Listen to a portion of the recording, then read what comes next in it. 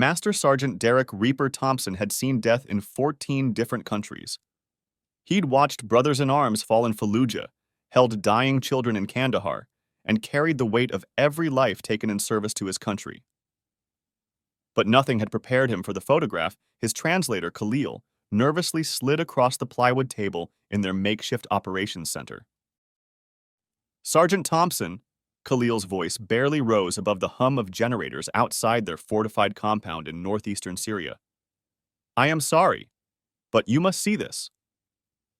The image showed his wife, Sarah, sitting at what Derek recognized as their kitchen table back in Fort Bragg.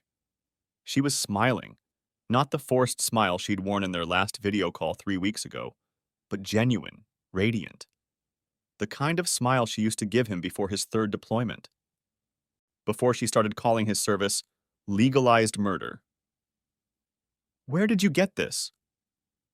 Derek's voice remained steady, a skill honed through years of maintaining composure under fire. Khalil shifted uncomfortably. My cousin works cyber intelligence in Amman.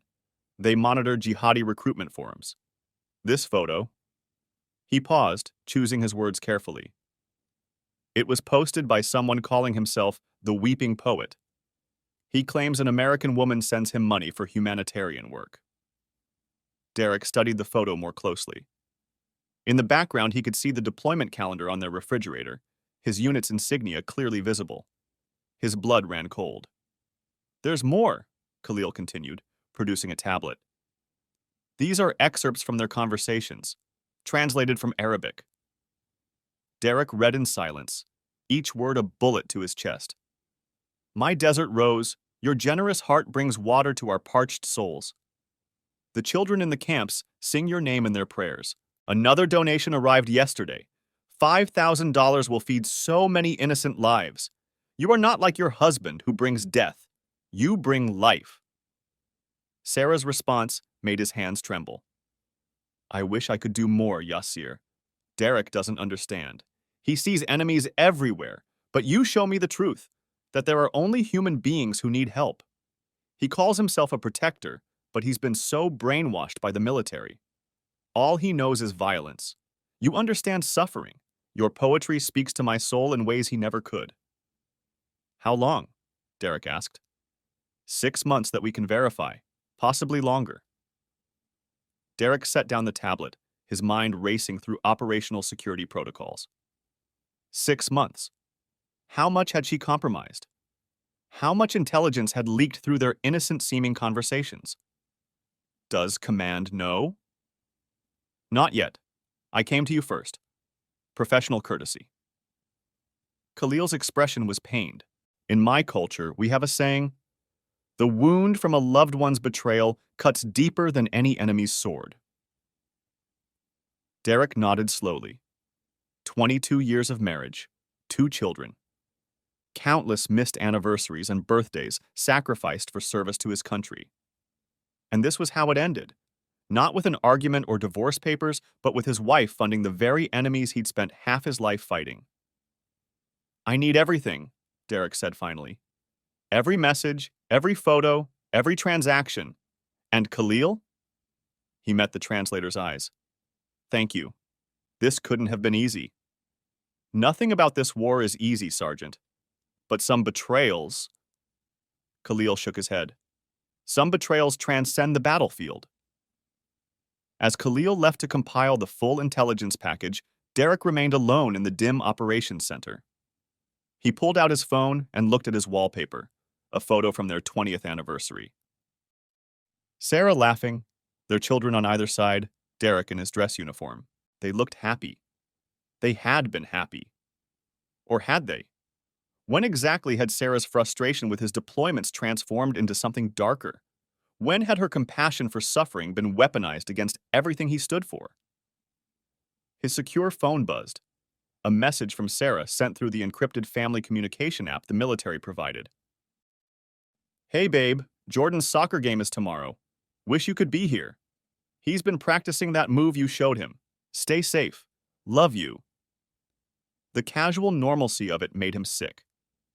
How many times had she sent him loving messages while simultaneously telling a terrorist propagandist that her husband was a brainwashed killer. Derek typed and deleted a dozen responses before settling on. Give Jordan my love. Miss you all. Because what else could he say? That he knew? That their marriage was built on lies? That she'd been seduced by pretty words and false humanitarian promises into funding the very violence she claimed to abhor? No. First, he needed to understand the full scope of the damage. Then, he'd have to report it up the chain of command. National security trumped personal pain, another lesson the Army had taught him. But as Derek sat in that fortified compound, thousands of miles from home, he realized the most dangerous enemy he'd ever faced wasn't hiding in some cave or behind an IED. She was sleeping in his bed, using his name, and slowly destroying everything he'd spent his life defending. The war had finally come home. Chapter 2. The Scope of Betrayal. Colonel James Morrison's face appeared on the secure video link, his expression grim. Derek had served under Morrison through 3 deployments. The man had seen him through the worst firefights of his career. But now, Morrison looked at him with a mixture of sympathy and professional distance that made Derek's stomach churn. Derek, I need you to understand that what I'm about to tell you goes beyond a simple domestic issue, Morrison began. The intelligence Khalil provided has been verified by NSA and FBI counterterrorism. We're dealing with a sophisticated operation. How sophisticated, sir? The individual your wife has been corresponding with, this Yasir, or weeping poet, is actually Mahmoud al-Rashidi, a known ISIS financial operative. He's not a fighter, Derek. He's worse. He's their money man, specializing in what we call romance fraud, targeting military spouses. Derek's jaw tightened. How much has Sarah sent him? Our forensic accountants have traced at least $30,000 over the past 6 months. But Derek... Morrison paused, choosing his words carefully. The money is just part of it. She's been sharing information she thinks is helping coordinate humanitarian aid delivery. What kind of information? Morrison pulled up a classified slide. Your deployment schedules. Base security rotations she overheard you mention. Details about other families in your unit. She thought she was helping plan safe corridors for aid workers, but he was mapping our operational patterns. Derek finished, the full weight of the betrayal hitting him. Jesus Christ, Jim. She gave him our playbook. The good news, if we can call it that, is that al-Rashidi appears to be more interested in the money than operational intelligence. He's running similar scams on at least 30 other military spouses that we've identified so far. But the intelligence is still out there, and we need to assume it's been compromised. Derek ran his hands through his hair, a gesture of frustration he rarely allowed himself. What's the plan? FBI and Homeland Security are taking lead stateside. They want to use this to roll up the entire network. But Derek, they need you to play along. When you rotate home next month, you'll need to act like nothing's wrong. You want me to pretend my wife isn't committing treason? I want you to help us catch all of them. Morrison's voice hardened. This isn't just about Sarah anymore. These women think they're funding orphanages and refugee camps. In reality, that money bought the explosives that killed 3 Marines in Mosul last month. The words hit Derek like a physical blow. He knew those Marines, had written letters to their families, and his wife's money, their money, had paid for their deaths. I'll do whatever's necessary, sir. I know you will. FBI Special Agent Patricia Chen will be your handler. She'll contact you on a secure line tomorrow with specific instructions. Derek. Morrison's expression softened slightly. I'm assigning you a JAG officer and putting you in for immediate counseling when you return. This isn't your fault. Respectfully, sir, I should have seen it. The signs were there. Were they? Based on what I've read, your wife was specifically targeted because of your position and her vocal frustration with military life. Al-Rashidi spent months grooming her, positioning himself as everything she felt you weren't. Sensitive, poetic, dedicated to peace. This is psychological warfare, Derek, and she's a casualty. After the call ended, Derek sat in the darkness, processing everything. He pulled up Sarah's social media on his personal tablet, something he rarely did while deployed. Her Facebook was full of posts about military spouse struggles, the hardship of raising children alone, the fear every time the doorbell rang unexpectedly. But scattered between those legitimate grievances were subtle changes he'd missed. Posts about understanding different perspectives and the complexity of global conflicts. Links to articles about civilian casualties in Syria and Yemen. And starting 6 months ago, quotes from poetry that Derek now recognized must have come from al-Rashidi. One post from 3 months ago stopped him cold. Sometimes the real heroes are the ones who choose compassion over conflict, who see humanity where others see only enemies. Proud to be making a real difference for innocent lives affected by violence.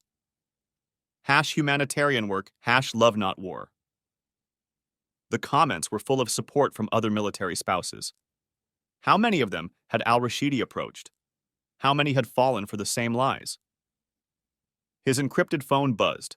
Another message from Sarah. Can't sleep. That thunderstorm you hate is rolling through. Remember our first apartment, how you used to hold me during storms? I miss that version of us. Before all the deployments. Before you became more soldier than husband. I love you, but sometimes I don't recognize you anymore. Derek stared at the message, seeing it now for what it was. Not just the frustration of a military spouse, but the groundwork of justification. She was already explaining to herself why turning to another man, even an enemy, was acceptable. Why betraying everything Derek stood for was actually the moral choice. He started to type a response, then stopped. Tomorrow, Agent Chen would tell him exactly what to say, how to act, what lies to tell. He'd become a double agent in his own marriage, gathering evidence against the woman he'd sworn to love and protect. Outside, he could hear the evening call to prayer from a nearby village. The same call al-Rashidi would be hearing wherever he was, counting Sarah's money, laughing at the stupid American woman who believed his lies about refugee camps and orphanages. Derek had infiltrated enemy cells, survived ambushes, and made life-or-death decisions in seconds. But nothing in his training had prepared him for this. Returning home to a wife who'd become the enemy, pretending their life together wasn't already destroyed, all while helping the FBI build a case that would send the mother of his children to federal prison. The war had indeed come home, and Derek was about to fight the most important battle of his life. Not with bullets or bombs, but with calculated deception, gathering intelligence on the woman who shared his bed while she slept beside him, dreaming of her terrorist poet. He looked at their wedding photo on his phone one last time before turning it face down. Tomorrow, he'd begin learning how to destroy the life they'd built together in order to save lives she didn't even know she was helping to end. The mission always came first, even when the mission was breaking his own heart. Chapter 3. The handler FBI Special Agent Patricia Chen's voice was crisp and professional over the encrypted line, but Derek caught undertones of sympathy. He wondered how many similar calls she'd made to betrayed spouses turned intelligence assets. Sergeant Thompson, I want to be clear about what we're asking of you. This won't be easy, and I need to know you're psychologically prepared for what's ahead. Derek stood outside the operations tent, watching a sandstorm build on the horizon. Agent Chen, I've extracted intelligence from Taliban commanders. I think I can handle my own wife. With respect, Sergeant, those Taliban commanders weren't sleeping in your bed or raising your children. This operation will require you to maintain an intimate deception for possibly months. Many people in your position find that harder than combat. She was right, of course. In combat, the enemy was clear. Here, the enemy was the woman he'd loved for over 2 decades, the mother of his children, the person who was supposed to be his safe harbor from the violence of his profession. What do you need me to do? First, maintain absolute normalcy in your communications. We've analyzed your message patterns. You typically send 2, 3 messages daily when deployed. Call twice a week. Don't deviate. Second, when you return home, resume normal marital relations. Any sudden coldness or distance could alert her. Resume normal. Derek couldn't finish the sentence. I know it's difficult, but if she suspects you know, she could destroy evidence or alert al-Rashidi. We believe she's planning to ask for a divorce after your current deployment, but she needs to believe she's in control of that timeline. She's planning. Derek felt another piece of his world crumble. How do you know that? We've had warrants on her electronic communications for 2 weeks. She's been consulting with a divorce attorney, Lindsay Morrison. No relation to your colonel. She's building a case that you have PTSD, that you're potentially violent, unstable. She's documented every argument, every time you've woken up from nightmares, every time you've had to cancel family plans for military obligations. Derek's free hand clenched into a fist. She's setting me up. She's creating justification for her actions. In her mind, you're already the enemy. The psychological profile suggests she needs to villainize you to rationalize her relationship with al-Rashidi. If you're a killer, then supporting his humanitarian work becomes a form of redemption. This is insane. This is actually textbook for this type of operation. Al-Rashidi has a playbook. Identify frustrated military spouses, especially those with husbands in combat roles. Present himself as sensitive, caring, dedicated to peace. Share poetry and philosophy. Create an emotional affair before asking for money. Make them feel they're saving lives while their husbands are taking them. Agent Chen continued. We've identified similar patterns with the other women he's targeting. But Sarah is unique. She has access to more sensitive information through you, and she's sent more money than any other victim. Victim? Derek's voice hardened. She's committing treason. She's both, Sergeant. That's what makes these cases complex. She's absolutely committing crimes, but she's also being manipulated by a professional intelligence operative. The courts will sort out culpability. Our job is to stop the operation and prevent further damage. What's the timeline? You rotate home in 3 weeks. We'll have surveillance in place. Your house is already wired, legally under FISA warrants. Your job is to give us 2 things. First, get her to reveal any other military spouses she might have mentioned to al-Rashidi. Second, we need her to initiate a face-to-face meeting with him. She'd never do that. Sarah's many things, but she's not stupid enough to fly to Syria. Not Syria, Turkey. Al-Rashidi has been suggesting they meet in Istanbul, presenting it as a chance to tour refugee camps, see the humanitarian work firsthand. Maybe even, Chen paused, get married under Islamic law. The desert wind picked up, pelting Derek with sand. He didn't move. Married? Their communications have taken a romantic turn over the past month. He's proposed in his way. Told her that once she's free from her oppressor, they can build a life together dedicated to peace and helping the innocent. Derek laughed bitterly. And she believes this? Love makes people believe impossible things, Sergeant, or what they think is love. Al-Rashidi is very good at this. He's had years to perfect his approach. Your wife isn't the first military spouse to fall for it, and she won't be the last unless we stop him. When I get home, what exactly am I supposed to do? Pretend I don't know she's planning to leave me for a terrorist? Share a bed with someone who's betraying everything I fought for? Agent Chen's voice softened. I won't lie to you. It'll be the hardest mission you've ever undertaken. But think about those 3 Marines in Mosul. Think about the intelligence that's already been compromised. Think about the other families who might be targeted if we don't stop this network. Derek closed his eyes, seeing the faces of the fallen Marines. Rodriguez, barely 22, with a baby daughter he'd never met. Johnson, on his 4th deployment, 2 months from retirement. Williams, who'd just gotten engaged via satellite phone the week before the IED hit.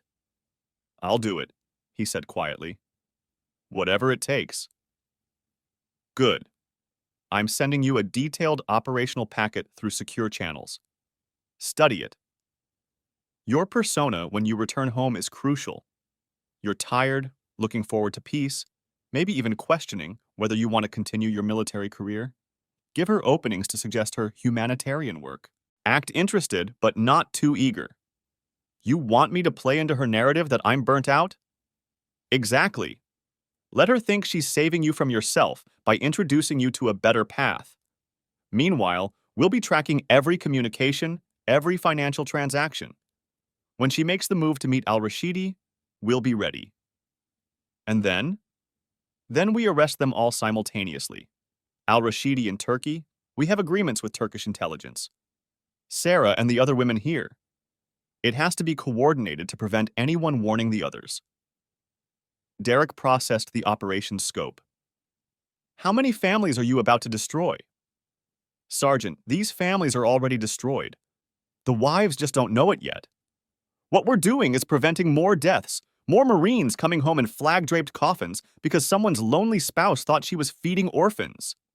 After Chen hung up, Derek remained outside, letting the approaching sandstorm blast him. The external chaos matched his internal turmoil. In 3 weeks, he'd return home to a woman who despised everything he was, who'd been slowly betraying him for months, who was planning to destroy his career and reputation to justify her treason. And he'd have to kiss her hello, hold her, listen to her lies, all while wearing a wire and building a case that would send her to federal prison. He thought about their children, Jordan, 16, star of his soccer team, planning to attend West Point like his father. Melissa, 14, brilliant and sensitive, who wrote poetry that was probably better than anything Al-Rashidi had ever produced. How would he explain that their mother's compassion had been weaponized? That her desire to help had been twisted into something that killed American soldiers? His phone buzzed. Another message from Sarah. Jordan scored 2 goals today. He did that move you taught him, the fake-out thing. Melissa is writing something for her English class about heroes. She chose you despite everything. These kids love you so much, Derek. I hope you know that, even when things between us are hard. You're still their hero. Derek read it 3 times, each word now loaded with double meaning. Despite everything. Even when things between us are hard. Building her case, creating distance, preparing to paint him as the villain in their divorce. He typed back, Tell Jordan I'm proud. Can't wait to read Melissa's essay. Give them my love. 3 more weeks and I'll be home. Home. The word had lost all meaning. Home was now a battlefield. His wife was the enemy, and his children were unwitting civilians in a war they didn't know was being waged. The sandstorm hit full force, and Derek welcomed it. For a few moments, he couldn't see anything beyond the swirling chaos. It was almost peaceful, being lost in something so completely beyond his control. But the storm would pass, as they always did. And when it cleared, he'd still be a soldier with a mission. The most personal, painful mission of his career, but a mission nonetheless. 3 more weeks. Then, Operation Homefront would begin. Chapter 4. Homecoming. The wheels of the C-17 touched down at Pope Field just after dawn. Derek filed out with his unit, duffel bag over his shoulder, body armor traded for ACUs. Around him, soldiers reunited with families, tears, embraces, children leaping into parents' arms. He scanned the crowd and found them. Sarah, Jordan, and Melissa, holding a handmade Welcome Home Dad sign. For a moment, Derek forgot everything. Melissa ran to him first, nearly knocking him over. Jordan followed, trying to play it cool at 16 but hugging just as hard. Then Sarah and Derek had to force himself not to stiffen as she pressed against him. Welcome home, soldier, she whispered, and he could smell her perfume, the same one she'd worn on their first date. Was she wearing it for him, or had she put it on thinking of Al-Rashidi? Missed you all, Derek managed, the words ash in his mouth. The ride home was filled with chatter.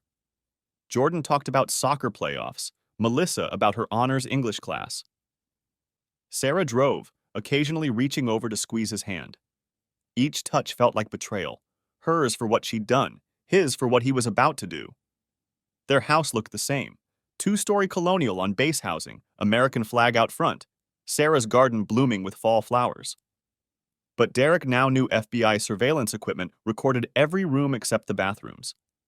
His home had become a stage, and he was about to perform the role of his life. I made your favorite, Sarah said as they entered. Pot roast, been in the slow cooker since morning. The normalcy was surreal. His wife had funded terrorism, planned his destruction, fallen in love with an enemy operative, and she'd made pot roast. Smells amazing. Derek said, setting down his duffel. He noticed Sarah watching him carefully, looking for signs of the PTSD she'd been documenting, evidence for her lawyer. Dad, want to see my essay? Melissa asked, already pulling out her laptop. It's about you, but, not just military stuff, about how you taught me to be brave. Derek's throat tightened. I'd love to, sweetheart. As Melissa read, Derek caught Sarah wiping her eyes. Was it genuine emotion or part of her performance? He couldn't tell anymore. Every gesture, every word had become suspect. That night, after the kids had gone to bed, Derek sat on their back deck with Sarah. She brought him a beer, his favorite brand, perfectly cold. These small kindnesses made everything harder. How was it over there? She asked, curling up in the chair beside him. Rough, Derek admitted, following Agent Chen's script. Lost some good men. Sometimes I wonder if any of it makes a difference. Sarah leaned forward, interest flickering in her eyes. You've never talked like that before. Maybe I've never been this tired before. He took a long pull of beer. 22 years of this, Sarah. Maybe it's time to think about what comes next.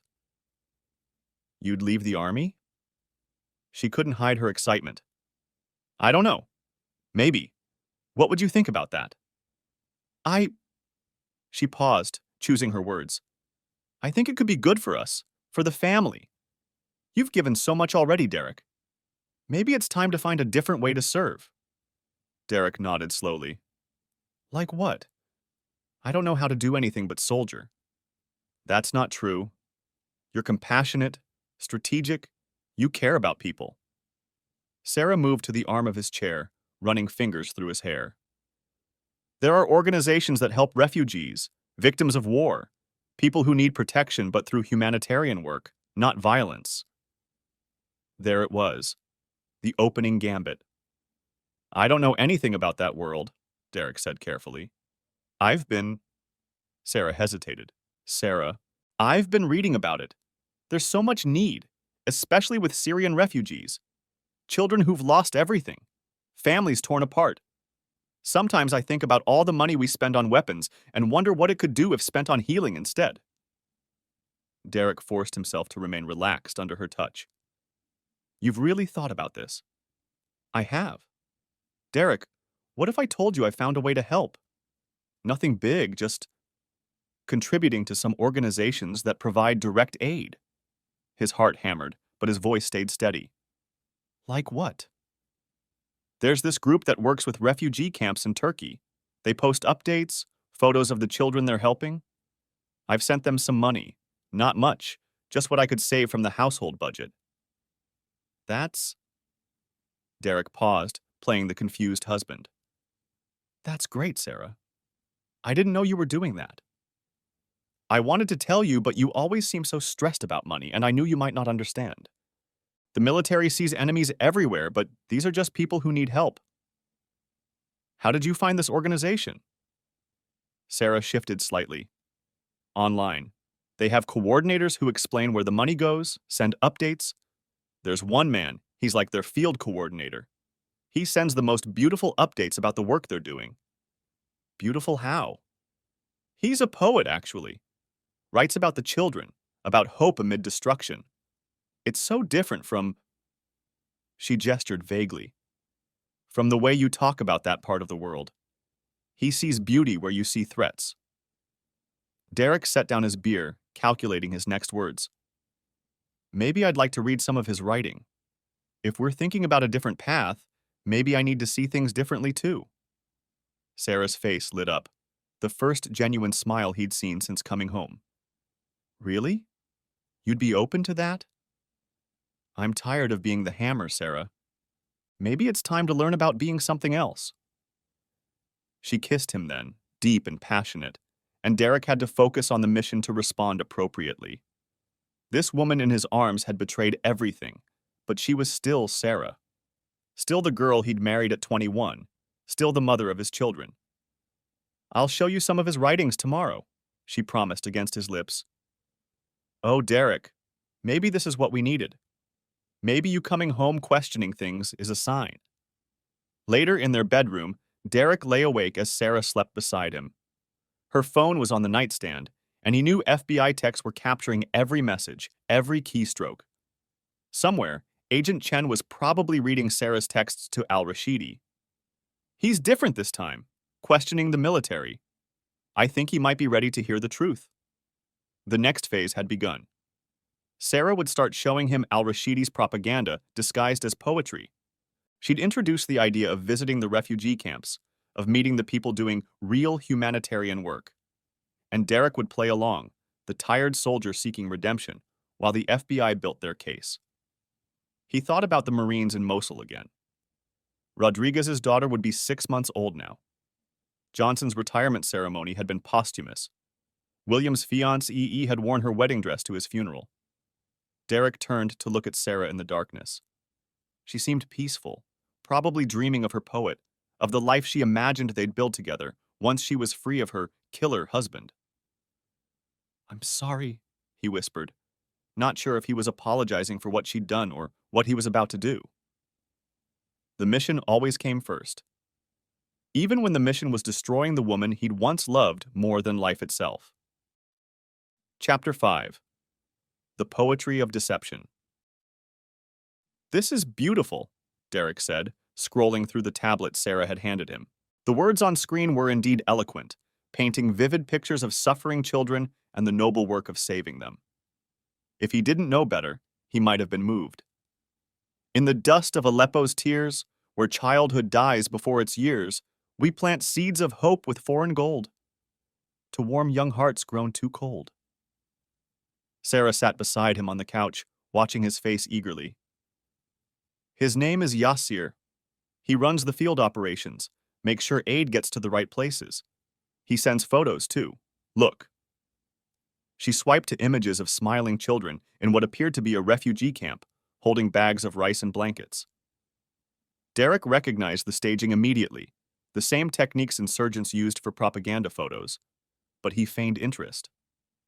"They look happy," he said, "because someone cares. Because people like—" Sarah caught herself. "Because the organization cares. Yassir says every dollar saves lives." "How much does it cost? To help, I mean?"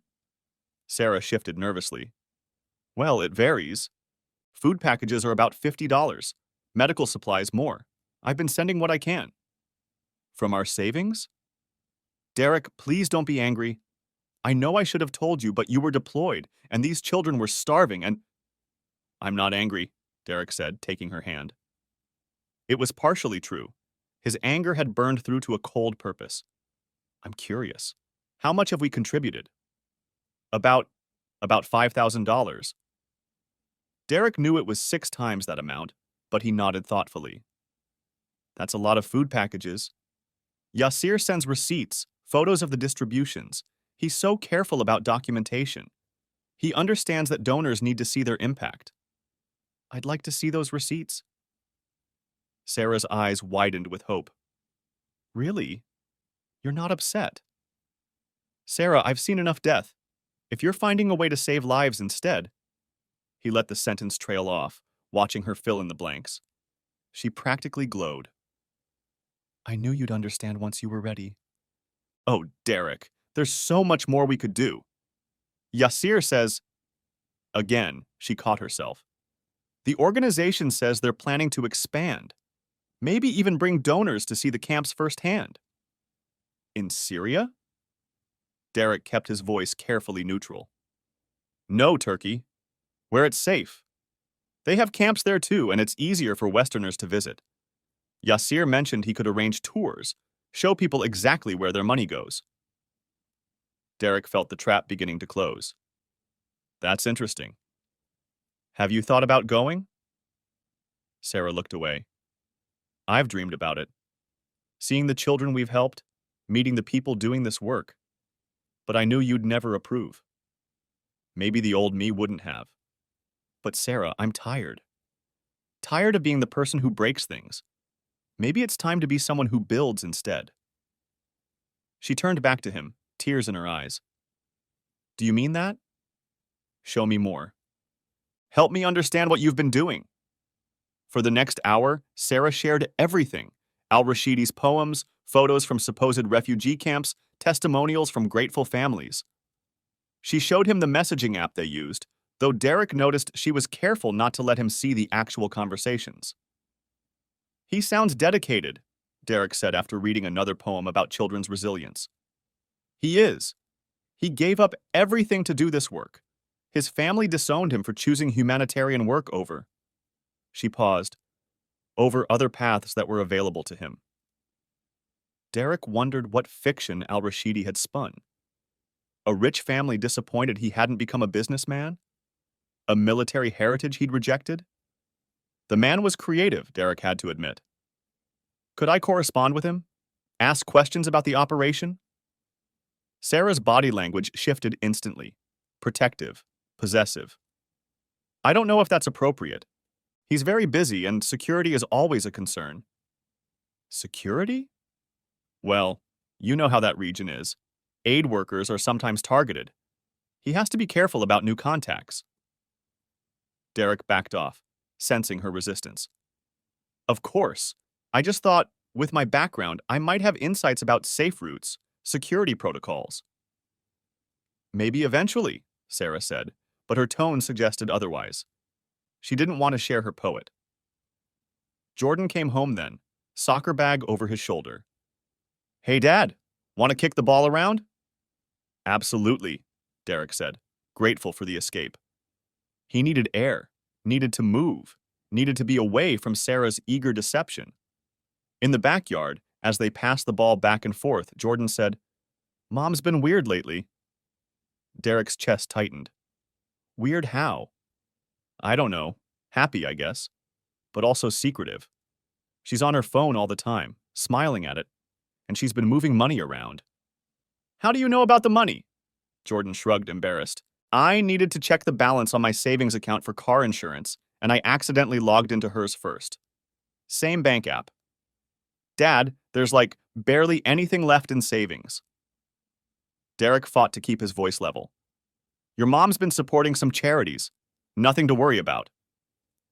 $30,000 worth of charities? So Jordan had seen more than one transaction. It's important to her. Sometimes people need to find their own way to make a difference. Jordan trapped the ball, studying his father. Is everything okay? Between you and Mom? Everything's fine, son. Just the usual adjustment of me being home. But Jordan's eyes, Sarah's eyes, remained skeptical. Melissa thinks Mom has a boyfriend. The ball Derek had been about to kick went wide. What? She's 14, not stupid. Mom's always texting someone, gets dressed up to go to the grocery store, comes back with no groceries. Melissa thinks she's having an affair. Derek's mind raced. He hadn't considered that his children might have noticed. Your mother is not having an affair, he said firmly. At least not physically. Yet. Then what's going on? Derek put his hand on his son's shoulder. Your mom's going through something. Trying to find meaning, purpose. It's not about another man. It's about her trying to figure out who she is beyond being a military wife. Can you understand that? Jordan nodded slowly. I guess. It's just weird. Like she's becoming someone else. If only he knew how accurate that was. People change, Jordan. Our job is to love them through it. Even if they're changing into someone we don't recognize. Derek pulled his son into a hug, rare for both of them. Especially then. That night at dinner, Derek watched his family with new eyes. Melissa was indeed observing her mother carefully, noting every phone buzz, every distracted moment. Jordan kept shooting him meaningful looks. And Sarah, oblivious, chattered about refugee statistics while her phone sat face down beside her plate, occasionally lighting up with messages she didn't check. I was thinking, Derek said as they cleared the table, maybe we could take a family trip. Thanksgiving's coming up. We could go somewhere different this year. Like where? Melissa asked. Derek watched Sarah carefully. Maybe somewhere with history. Istanbul is beautiful in the fall. Sarah's fork clattered to her plate. Istanbul? Just a thought. Ancient city. Bridge between East and West. Might be educational for the kids. That's... Sarah's voice was strained. That's an interesting idea. What made you think of Turkey? Your humanitarian work got me curious about that part of the world. The parts that aren't war zones. Thought it might be good to see it as something other than a battlefield. Sarah excused herself to the bathroom, phone in hand. Derek knew she was messaging al-Rashidi, probably asking what to do. The seed was planted. Later, as they loaded the dishwasher together, Sarah said, "About Istanbul. It's funny you mentioned it. The organization I donate to, they have connections there. Maybe we could even visit some of the refugee camps, if you're serious about understanding the humanitarian side." That could be meaningful, Derek agreed. For all of us. Sarah's smile was radiant. I'll make some inquiries. Oh, Derek, this could be exactly what our family needs. A new perspective, a chance to help instead of... She caught herself before saying hurt or kill. Instead of what I've been doing, Derek finished for her. I know, Sarah. I know what you think of my work. I don't think badly of you, she said quickly. I just think you've been trapped in a system that only sees violence as a solution. But you're so much more than that. She stood on her toes to kiss him, and Derek let her, tasting the lies on her lips. Somewhere, FBI agents were documenting every word, every message she was sending to al-Rashidi about their breakthrough, about her husband's newfound openness to the truth. The noose was tightening, and Sarah was eagerly putting her head through it, convinced she was saving everyone. The refugees, her husband's soul, her own conscience. Derek wondered if she'd still think her poet was beautiful when she saw him in handcuffs. If his words would still move her when she learned they were scripted by ISIS intelligence. If she'd understand then that the only children her money had fed were the children of suicide bombers. Probably not. True believers rarely accepted the truth, even when it destroyed them. But that was still weeks away. For now, Derek had to keep playing the awakening soldier, the husband ready to embrace a new path. Tomorrow, he'd express more interest in meeting this mysterious Yasir. He'd let Sarah believe she was converting him to her cause. The mission always came first, even when the mission was helping his wife destroy herself. Chapter 6. Thanksgiving Plans. He said yes. Sarah burst into Derek's home office, face flushed with excitement. It was 3 weeks before Thanksgiving, and Derek had been reviewing deployment reports, though his screen showed civilian job postings, part of his cover. Who said yes to what? Derek asked, though he already knew. Agent Chen had briefed him that morning. Yasir, the field coordinator. I told him about your interest in seeing the humanitarian work firsthand, and he's willing to meet us in Istanbul. He says he can arrange tours of the camps, introduce us to aid workers, show us exactly where the donations go. Derek leaned back in his chair, calculating his response. That's a big step, Sarah. Meeting someone from the internet in a foreign country. He's not just someone from the internet, Sarah said defensively. He's been coordinating this work for years, and Istanbul is perfectly safe. It's a tourist city. What do we tell the kids? Sarah had clearly thought this through. Cultural trip. Thanksgiving break is perfect. They'll miss minimal school. We can see the Hagia Sophia, the Grand Bazaar. The camp visits would just be 1 day. And this Yasir, he'll be our guide? Something flickered across Sarah's face. Guilt? Anticipation? He'll meet us there. He's very busy, can only spare a day or two, but he says it's important to connect donors with the work. Derek stood, moving to the window. Outside, military families went about their Saturday routines. Kids playing, spouses raking leaves. Normal life, while his family prepared to rendezvous with a terrorist. I've been thinking about this a lot, he said slowly. About who I am, who I want to be. Maybe seeing this work, meeting these people, will help me figure that out. Sarah crossed to him, wrapping her arms around him from behind. I'm so proud of you for being open to this. I know it's not easy. questioning everything you've believed. If only she knew what he was really questioning, how she'd fallen so far, how he'd missed the signs, how many would suffer if they didn't stop al-Rashidi's network. Book the tickets, Derek said. Let's do this. Sarah practically bounced with joy, kissing his neck before rushing off to her laptop. Derek remained at the window, watching a neighbor's teenage son practice basketball. Normal life. He wondered if his family would ever have that again. His secure phone buzzed. Agent Chen. She took the bait, Derek reported. We monitored the communications. Al-Rashidi is eager to meet her. Apparently, she's been his most lucrative and potentially valuable asset. He's already making arrangements on his end. My children will be there. Which provides perfect cover. No one suspects a family vacation. Turkish intelligence is fully briefed. They'll have eyes on you from the moment you land. And the arrest? Coordinated across 12 cities. The moment al-Rashidi makes physical contact with Sarah, we move. Him in Istanbul, the other women here, the entire financial network. It has to be simultaneous. Derek thought about Melissa and Jordan. My kids are going to watch their mother get arrested in a foreign country? We'll do everything possible to minimize trauma. There will be State Department reps specifically to handle the children, get them home safely. Derek, I know this is hard, but think about all the military kids who won't lose parents to IEDs bought with this network's money. She was right, of course. The mission came first. But knowing his children would witness their mother's destruction, would learn she'd been funding terrorism, that wasn't something they'd cover in any family readiness briefing. Over the next weeks, Sarah threw herself into trip planning with manic energy. She bought guidebooks, learned basic Turkish phrases, researched culturally sensitive clothing.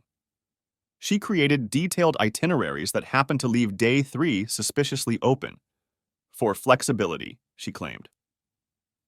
Derek played along, expressing interest in Ottoman history, asking about mosque etiquette. He even suggested they visit the military museum, which made Sarah beam with approval at his evolving perspective. The children had different reactions. Jordan remained suspicious but excited about missing school. Melissa, ever perceptive, watched her parents' newfound harmony with deep skepticism. Since when do you care about Turkish culture? She asked Derek one evening as he read a guidebook. Since your mother opened my eyes to seeing the world differently, he replied, the half-truth bitter on his tongue. Mom's been weird since you got back, Melissa said bluntly. Like she's acting in a play. Derek's chest tightened. His 14-year-old daughter had noticed what trained FBI agents had taken months to uncover. What kind of play? I don't know. Like she's trying too hard to be the perfect wife. She hasn't complained about your deployment once, and she always complains. She's cooking your favorite foods, wearing perfume all the time, laughing at jokes that aren't funny. It's creepy. Maybe she's just happy I'm home. Melissa's look was pure teenage disdain. Dad, I'm not stupid. Something's going on. Are you getting divorced? No, sweetheart. We're not getting divorced. Not yet, anyway. First came federal prison. Then what? Derek pulled his daughter close. Sometimes adults go through changes. Try to figure out who they are, what they believe. Your mom's doing that right now. Is that why we're really going to Turkey? So she can find herself or whatever? Partly, but also because I think our family needs something different. A chance to see the world as bigger than just military bases and deployments. Melissa studied him with Sarah's eyes but his own skeptical nature. You're both being weird, but whatever. At least I get to miss school. 2 nights before departure, Derek found Sarah in their bedroom, passport in hand, staring at her reflection in the mirror.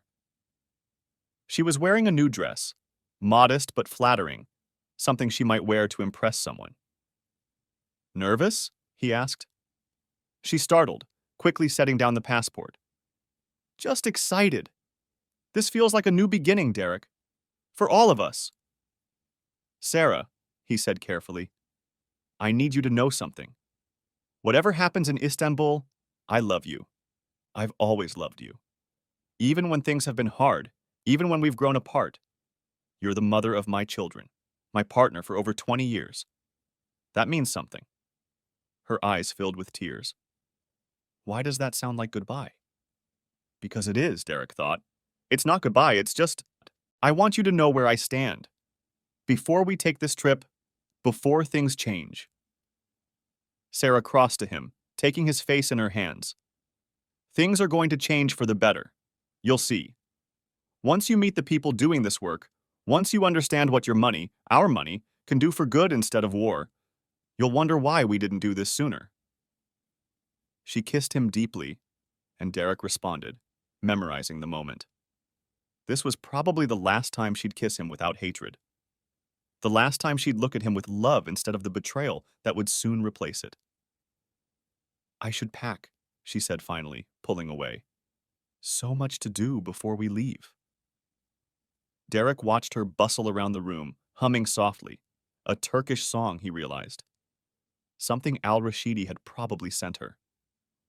She was already halfway to him in her mind, already building their life together. He thought about warning her, about telling her the truth, giving her one chance to back out, to choose her family over her terrorist poet. But he knew she wouldn't believe him. She'd think it was jealousy, control, the military trying to stop her humanitarian work. She'd run straight to al-Rashidi, and the entire operation would collapse. So instead, he helped her pack, discussing restaurant recommendations and museum hours. They talked about whether the kids needed warmer clothes, whether to bring gifts for the refugee children they might meet. Normal family vacation planning, except the FBI was recording every word. Turkish intelligence was preparing arrest teams, and 31 other military families were about to have their lives destroyed on the same day. Derek, Sarah said as they finished packing, thank you for being open to this, for letting me show you another way. I know it hasn't been easy between us, but I really think this is going to save us. I think you're right, Derek said, the lie burning his throat. Istanbul is going to change everything. She smiled, radiant with hope and deadly naivety. In 48 hours, she'd be in handcuffs. Al-Rashidi would be in custody. The network would be shattered. And Derek would have to explain to his children why their mother's compassion had been a weapon, why her love had been treason, why their family vacation had ended with FBI agents and tears, and the complete destruction of the life they'd known. The mission always came first. Even when the mission was breaking his children's hearts, along with his own. Chapter 7. Istanbul.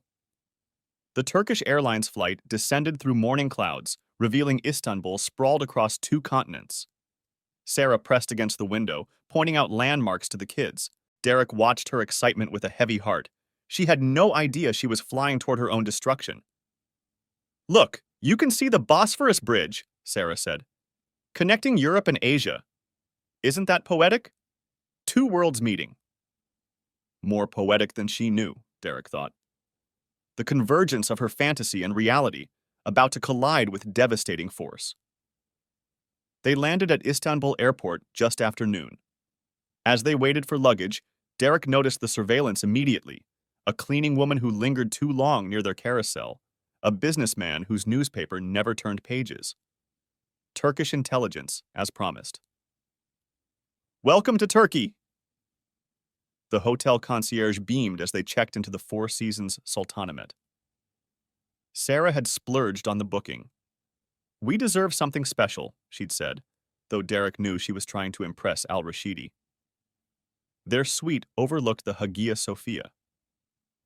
Melissa and Jordan immediately claimed their room, excited despite their earlier suspicions. Sarah stood on the balcony, breathing deeply. Can you feel it? She asked Derek. The history, the culture. This is what we've been missing, trapped on military bases. It's beautiful, Derek agreed, scanning rooftops for sniper positions out of habit. They spent the first day playing tourists. The Blue Mosque, where Sarah carefully covered her hair and whispered to Derek about respecting other cultures. The Grand Bazaar, where she bought gifts she said were for friends, but Derek knew were for refugee children she'd never meet. Dinner overlooking the Bosphorus, where she barely ate, checking her phone constantly.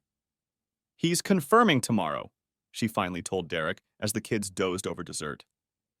Yasir. He'll meet us at 10, take us to see the camps. All of us? Sarah hesitated. He suggested, maybe just you and me first, to see if it's appropriate for the children. Some of the conditions are hard.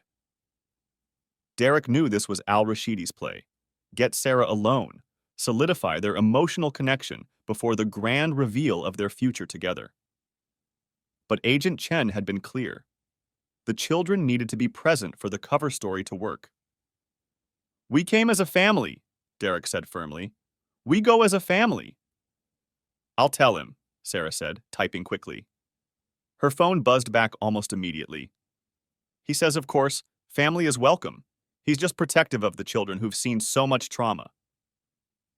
That night, Derek barely slept. Sarah tossed restlessly beside him, probably too excited to rest. At 3 a.m., his secure phone showed a message from Chen. All teams in position. Confirmation code is Phoenix when you have visual. At breakfast, Sarah could barely contain herself. She'd dressed carefully, modest but attractive, wearing the earrings Derek had given her for their 20th anniversary. Her wedding ring was still on, but he noticed she'd moved it to her right hand. I'm not hungry, Melissa announced, pushing away her plate. You need to eat something, Sarah said distractedly. We have a big day. Doing what exactly? Jordan asked. You've been super vague about today. We're meeting someone who coordinates humanitarian work, Derek said. Your mother's been supporting his organization, and he's offered to show us where the money goes. Sounds boring, Melissa muttered.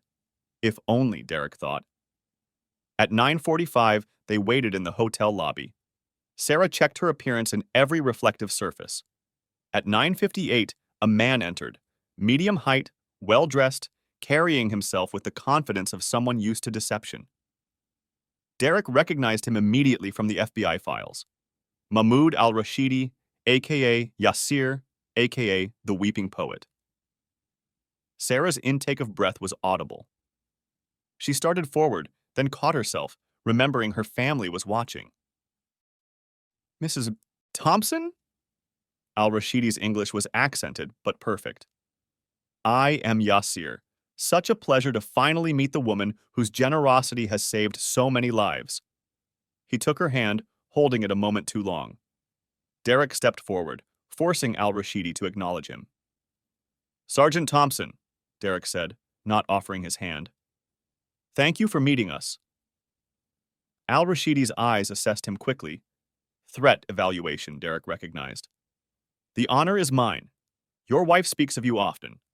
She says you're beginning to see beyond the uniform. I'm trying, Derek said. Behind al-Rashidi, he spotted 2 more surveillance assets. His phone was recording everything. Time for the code. My wife calls this a phoenix moment for our family, rising from the ashes of war. Phoenix! Sarah laughed nervously. Derek's being poetic. Must be your influence, Yasir. Al-Rashidi smiled, but Derek caught the flicker of confusion. The word meant nothing to him, which meant everything to the teams listening. Shall we go? Al-Rashidi gestured to a van waiting outside. The camps are about an hour away. I thought we could talk during the drive. The van was luxurious. Leather seats, bottled water, a driver who Derek made as Turkish intelligence. Al-Rashidi sat facing them, focusing primarily on Sarah. Tell me, he said as they pulled into traffic, what made you reach out initially? What opened your heart to our cause? Sarah glanced at Derek. I was angry. My husband's deployments, the violence, feeling helpless. I wanted to do something positive. Then I found your poetry, your descriptions of the children. It moved me.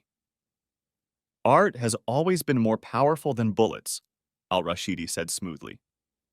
Your donations have fed hundreds, provided medicine, given hope. You should be proud. We'd like to see the impact firsthand, Derek interjected.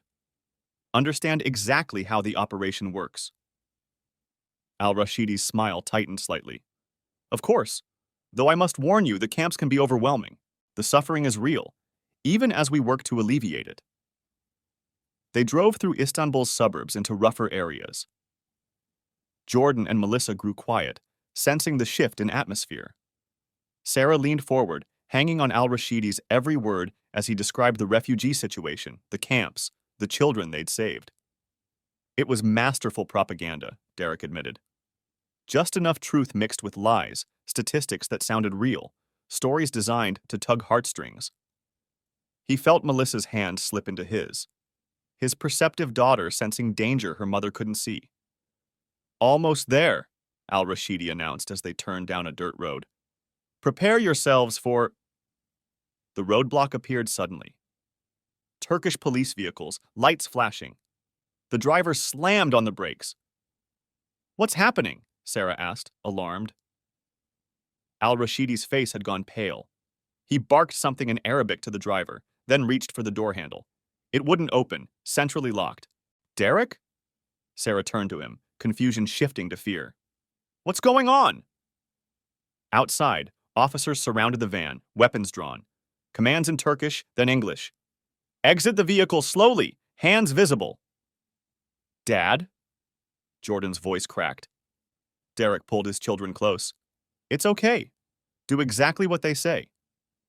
I don't understand, Sarah was saying. Yasir, tell them who we are. We're humanitarian donors. Al-Rashidi wasn't listening. He was speaking rapidly in Arabic, probably calculating escape routes that didn't exist. The doors were yanked open. Officers pulled him out first, forcing him to his knees. No! Sarah screamed. He's not a criminal! We're here to see the refugee camps!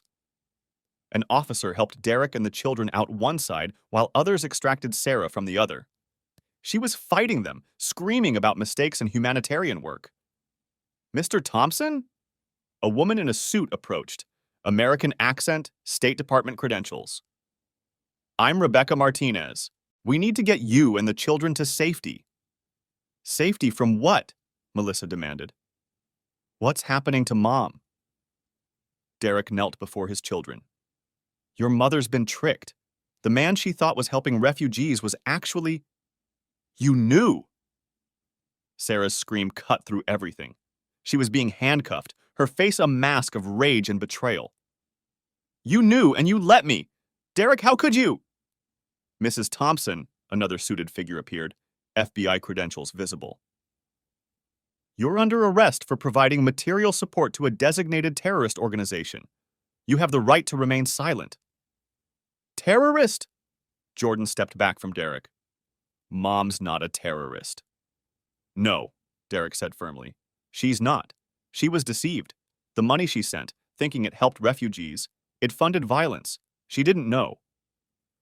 But Sarah had heard him. As they put her in a police vehicle, she stared at Derek through the window. The love in her eyes had transformed to pure hatred. She mouthed something. He couldn't make it out, but the meaning was clear. This wasn't over. Sir, Martinez touched his arm.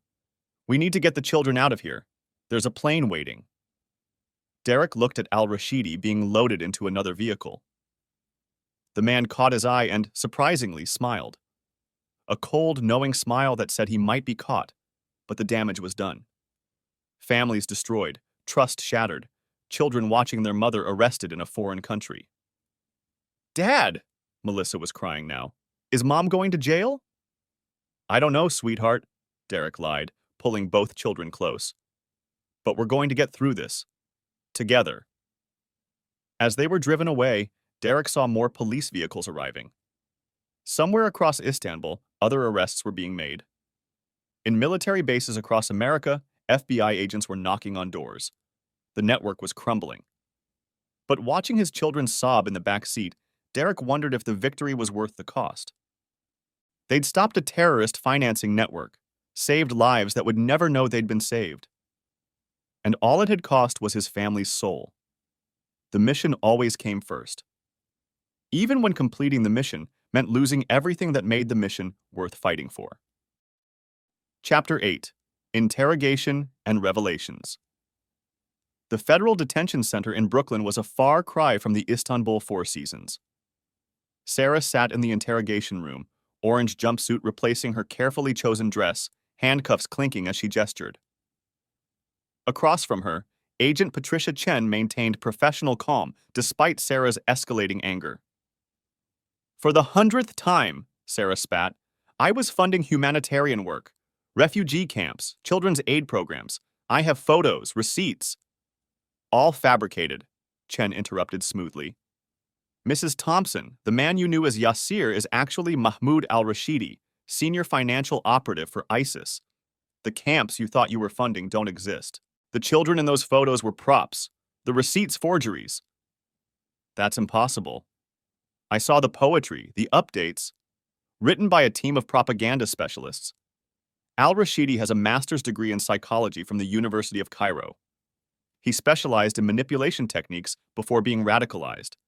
You were selected, groomed, and exploited based on a careful psychological profile. Chen placed a file on the table, spreading photos. Al-Rashidi with known terrorists. Bank records showing Sarah's donations flowing to weapons purchases. A photo of 3 flag-draped coffins.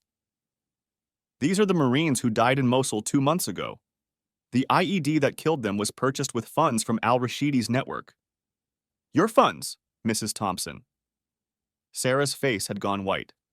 No, that's not. I would never. Intent matters less than results in federal terrorism statutes. You provided material support to a designated terrorist organization. The fact that you believed you were helping refugees might affect sentencing, but not guilt. Derek knew. Sarah's voice turned venomous. My husband knew and set me up. He's the real criminal here, not me. Your husband is a decorated service member who discovered his wife was committing treason and worked with federal authorities to stop a terrorist network. His actions saved lives.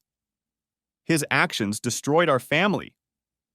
No, Mrs. Thompson. Your actions did that. The moment you sent that first payment, you chose al-Rashidi over your family, your country, and your oath as a military spouse. Sarah was sobbing now, the reality finally breaking through. I just wanted to help people. I was so angry at Derek, at the military, at all the killing. Yasir Mahmoud, whoever he is, he understood. He made me feel like I could make a difference. He made 31 military spouses feel that way. You sent the most money, provided the most intelligence. Did you really think sharing your husband's deployment schedules was helping coordinate humanitarian aid? He said it was for safe corridors, to avoid military operations. Chen's expression softened slightly. Mrs. Thompson, I've been doing this for 15 years. You're not the first intelligent, compassionate person to be radicalized through emotional manipulation. But that doesn't absolve you of responsibility. You made choices, bad choices with deadly consequences. What happens now? You're facing 15 to 20 years for material support of terrorism. Your lawyer will likely argue for the lower end based on manipulation and lack of direct violent intent.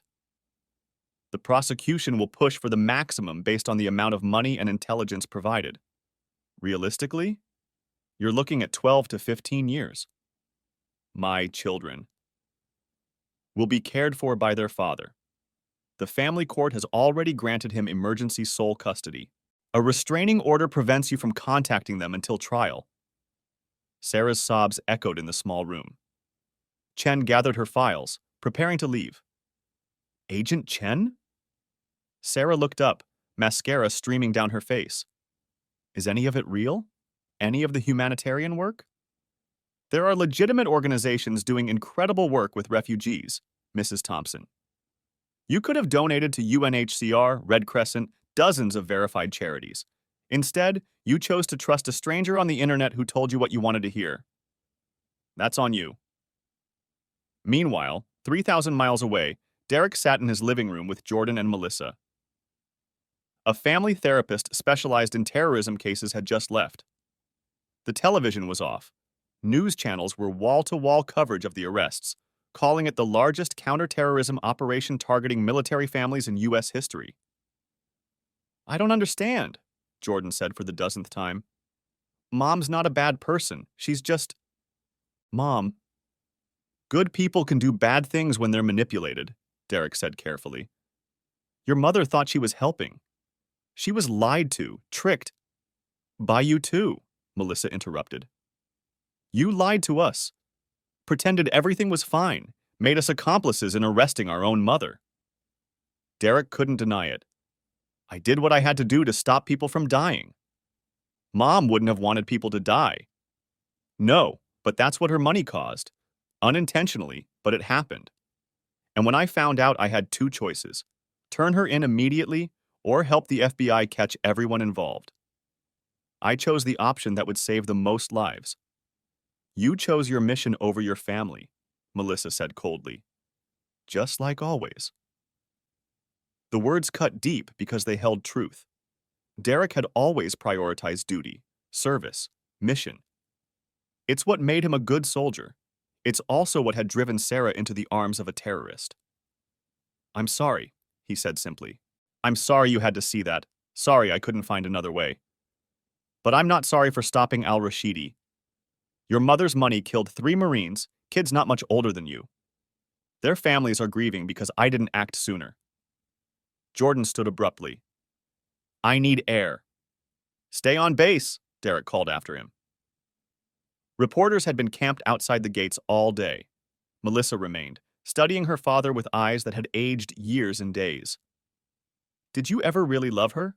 Or was she just part of your cover story too? I loved her more than you can imagine. That's why this hurts so much. Watching someone you love betray everything you stand for, everything you've built together, there's no training for that pain. She felt the same about you. All those deployments, all that violence. You betrayed her values every time you put on the uniform. Derek nodded slowly. Maybe we betrayed each other. Maybe we were always going to end up on opposite sides. But that doesn't mean the love wasn't real. His phone rang. Colonel Morrison. Derek stepped onto the porch to answer. How are you holding up, soldier? Been better, sir. I'm sure. Listen, Derek, I need to talk to you about something. The Army's offering you early retirement, full benefits, honorable discharge. They think, given everything, it might be best. Derek understood. He was now the soldier whose wife funded terrorism. Every deployment would carry that stigma, every mission shadowed by questions of security. I'll think about it, sir. Take your time. For what it's worth, Derek, you did the right thing. The hard thing, but the right thing. That network was planning expansion. The intelligence Sarah provided had already been used to map patrol routes. You saved a lot of lives. After Morrison hung up, Derek remained on the porch. Across the street, the Johnsons were having a barbecue. Normal family life, something his children would never have again. His phone buzzed. A text from an unknown number, but he recognized the format: prisoner communication system. I will never forgive you. You destroyed our family for your precious mission. I hope it was worth it. The children will grow up hating what you represent, just like I do. You won. But you lost everything that mattered. Enjoy your victory. S. Derek deleted the message. There would be more, he knew. Years of them, probably. Sarah's rage would need an outlet, and he was the obvious target. Inside, Melissa was on her laptop, reading news coverage. They're calling Mom the terrorist housewife. That's what kids at school will call Jordan and me. The terrorist's kids. You're not responsible for your mother's choices. Neither are you. But you're retiring, aren't you? Because everyone will always wonder if you knew earlier, if you could have stopped it sooner, if maybe you were involved too. His daughter's perceptiveness remained sharp as a blade. Probably, yes. So we all lose. Mom goes to prison. You lose your career. Jordan and I lose everything. All because Mom wanted to help refugees and trusted the wrong person. All because a terrorist organization targeted military families and found vulnerability to exploit. Your mother was a victim, Melissa, but she was also a perpetrator. Both things can be true. I hate this. Me too, sweetheart. Me too. That night, Derek found Jordan in the garage, pummeling the heavy bag he'd installed years ago. Want to talk about it? Jordan hit harder. Everyone at school knows. Someone leaked the arrest list. Tommy Morrison asked if Mom taught me how to make bombs. What did you say? I broke his nose. Derek probably should have reprimanded him. Instead, he helped Jordan tape his bleeding knuckles. This is going to follow us for a while. People will talk, assume things, judge us for something we didn't do. It's not fair. What was it like? Pretending everything was normal when you knew? The hardest thing I've ever done. Harder than combat. Harder than losing brothers in arms. At least in war, the enemy is clear. This was betraying someone I loved to save people I'd never meet. Do you regret it? Derek considered lying, offering comfort, but his children deserve truth. No, I regret that it was necessary. I regret that your mother fell for al-Rashidi's lies. I regret 1,000 things that led us here. But stopping that network? Saving those lives? I'd do it again. Jordan nodded slowly. I think I understand. I hate it, but I understand. Mom chose strangers over us. You chose duty over family. Everyone made choices, and we're just collateral damage. You're not collateral. We are, Dad. Me and Melissa, we're the casualties in whatever war you and Mom were fighting. And now, we have to live with the aftermath, while you get to be the hero, and she gets to be the victim. The boy's anger was palpable, and Derek couldn't blame him. At 16, Jordan's world had been black and white. Parents who loved him, a future at West Point, a family that made sense. Now everything was gray, complicated, tainted by betrayal and duty and choices that had no good outcomes. I'm sorry, son. I'm so damn sorry. Jordan's punches slowed, then stopped. Yeah, me too. They stood together in the garage, father and son, surrounded by the wreckage of what had been. Outside, life went on. Inside, they began the long process of learning to live with necessary betrayals and impossible choices. The mission was complete. The network was destroyed. Lives were saved. And the Thompson family would never be whole again. Chapter 9. The trial, 6 months later, the United States District Court for the Eastern District of New York was packed. Media filled every available seat. Sketch artists captured Sarah's gaunt appearance, and protesters outside carried signs ranging from Free Sarah Thompson to Terrorist Sympathizer. Derek sat in the third row with Jordan and Melissa, ignoring the whispers and stares. His dress uniform felt foreign after months of civilian clothes. He'd officially retired 2 weeks after Sarah's arrest, the same day 3 more Marines were saved by intelligence gleaned from the captured network. Sarah entered in shackles, her attorney, a high-profile defense lawyer who'd taken the case pro bono for the publicity, at her side. She'd lost weight, her hair gray at the roots, but her eyes still burned when they found Derek. 6 months of prison had hardened her hatred into something diamond-sharp. All rise for the Honorable Judge Patricia Hawkins. The trial had been expedited. Too much media attention, too many military families involved. 31 women across the country faced similar charges, but Sarah's case was the most prominent. The soldier's wife who'd sent the most money, shared the most intelligence, believed the most deeply in her terrorist poet's lies. The prosecution may call its first witness. Assistant U.S. Attorney Michael Rodriguez stood. The government calls Special Agent Patricia Chen.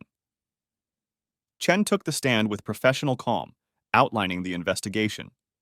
Financial records appeared on screens.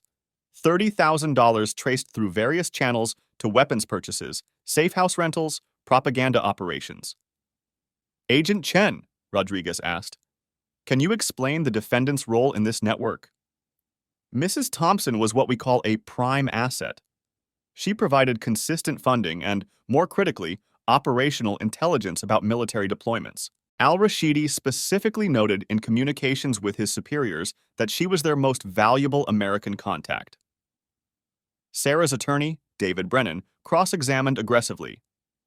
Agent Chen, isn't it true that my client believed she was funding humanitarian efforts? That was her stated belief, yes.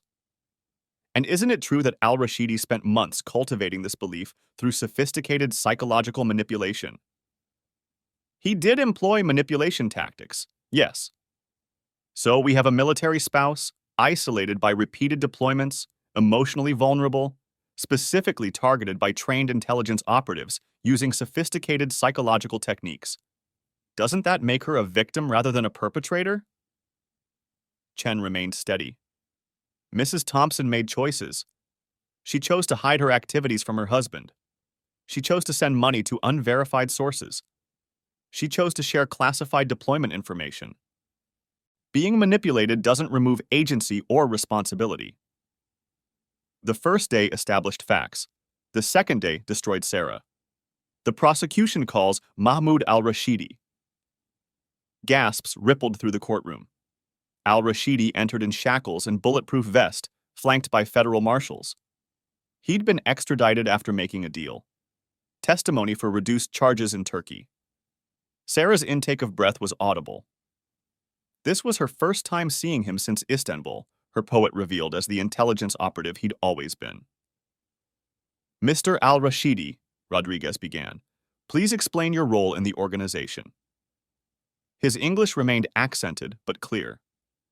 I ran what we called the Romance Division. My job was identifying and cultivating relationships with military spouses, particularly those showing signs of discontent or isolation. How did you identify Mrs. Thompson? Social media monitoring. She posted frequently about deployment difficulties, frustration with military life. She used phrases like legalized murder and choosing violence over compassion. These markers indicated receptiveness to alternative narratives. Please describe your process of recruitment. Al-Rashidi seemed almost proud. First, establish emotional connection through poetry and philosophy. Present myself as everything their husbands were not: sensitive, peaceful, dedicated to humanitarian causes. Once trust was established, introduce the narrative of helping refugee children. Use their own compassion against them. Sarah was crying silently, each word another nail in her coffin.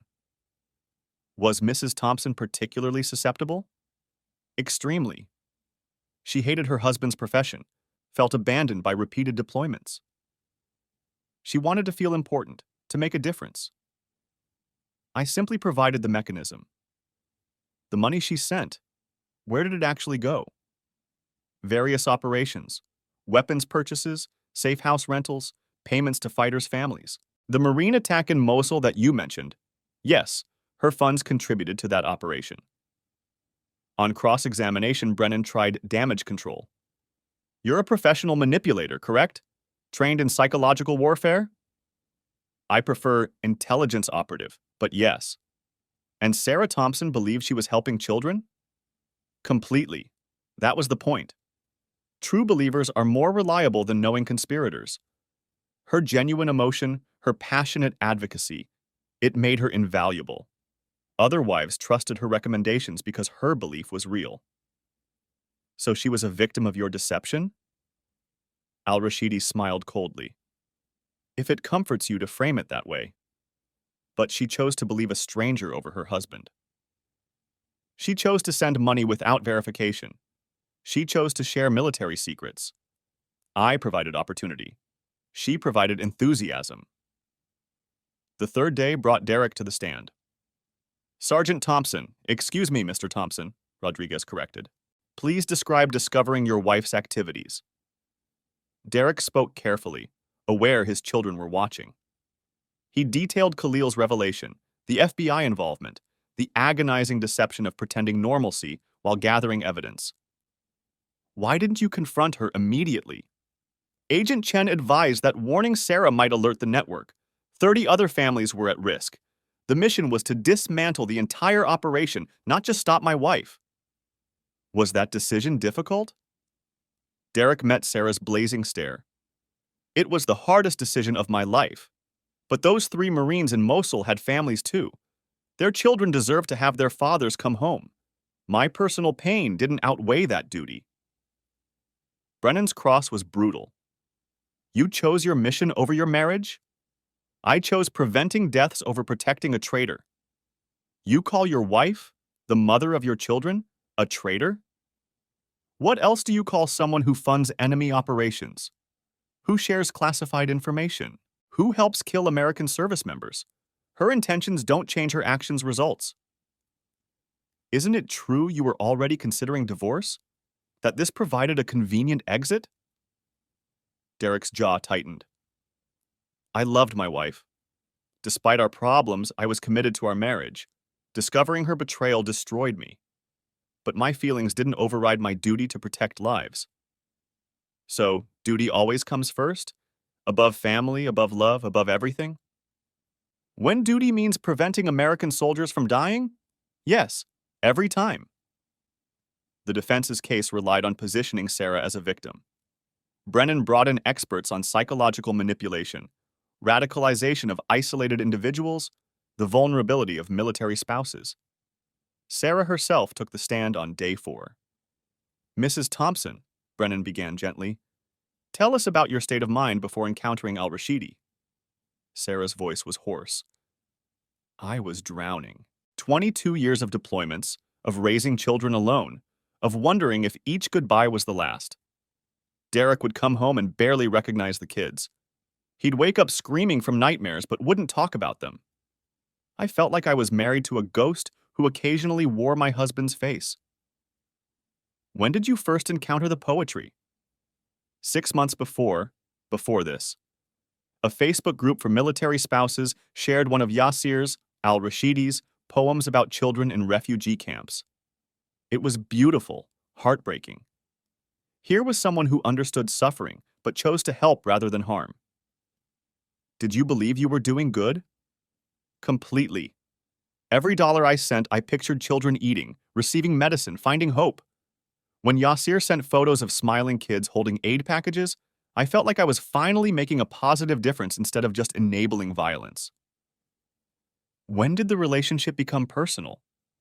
Sarah glanced at Derek. Gradually. He listened when I complained about military life. He understood my frustration, my anger at a system that glorified killing. He made me feel heard, valued, important. Things I hadn't felt in years. Did you plan to leave your husband? Eventually, yes. I couldn't stay married to someone whose values were so opposite mine. The man I married wanted to protect people. The soldier he became only knew how to kill them. Yasir, I thought he represented another path. Peace instead of war, compassion instead of violence. Rodriguez's cross-examination was surgical. Mrs. Thompson, you shared your husband's deployment schedule. Why? Yasir said it helped plan safe aid delivery corridors. Did you verify this with any humanitarian organization? No, I trusted him. You sent $30,000. Did you declare this on taxes or inform your husband about these major financial decisions? No, I knew Derek wouldn't understand. So you hid it, like someone who knew they were doing something wrong? I was protecting important work from military paranoia. Or committing crimes and covering your tracks.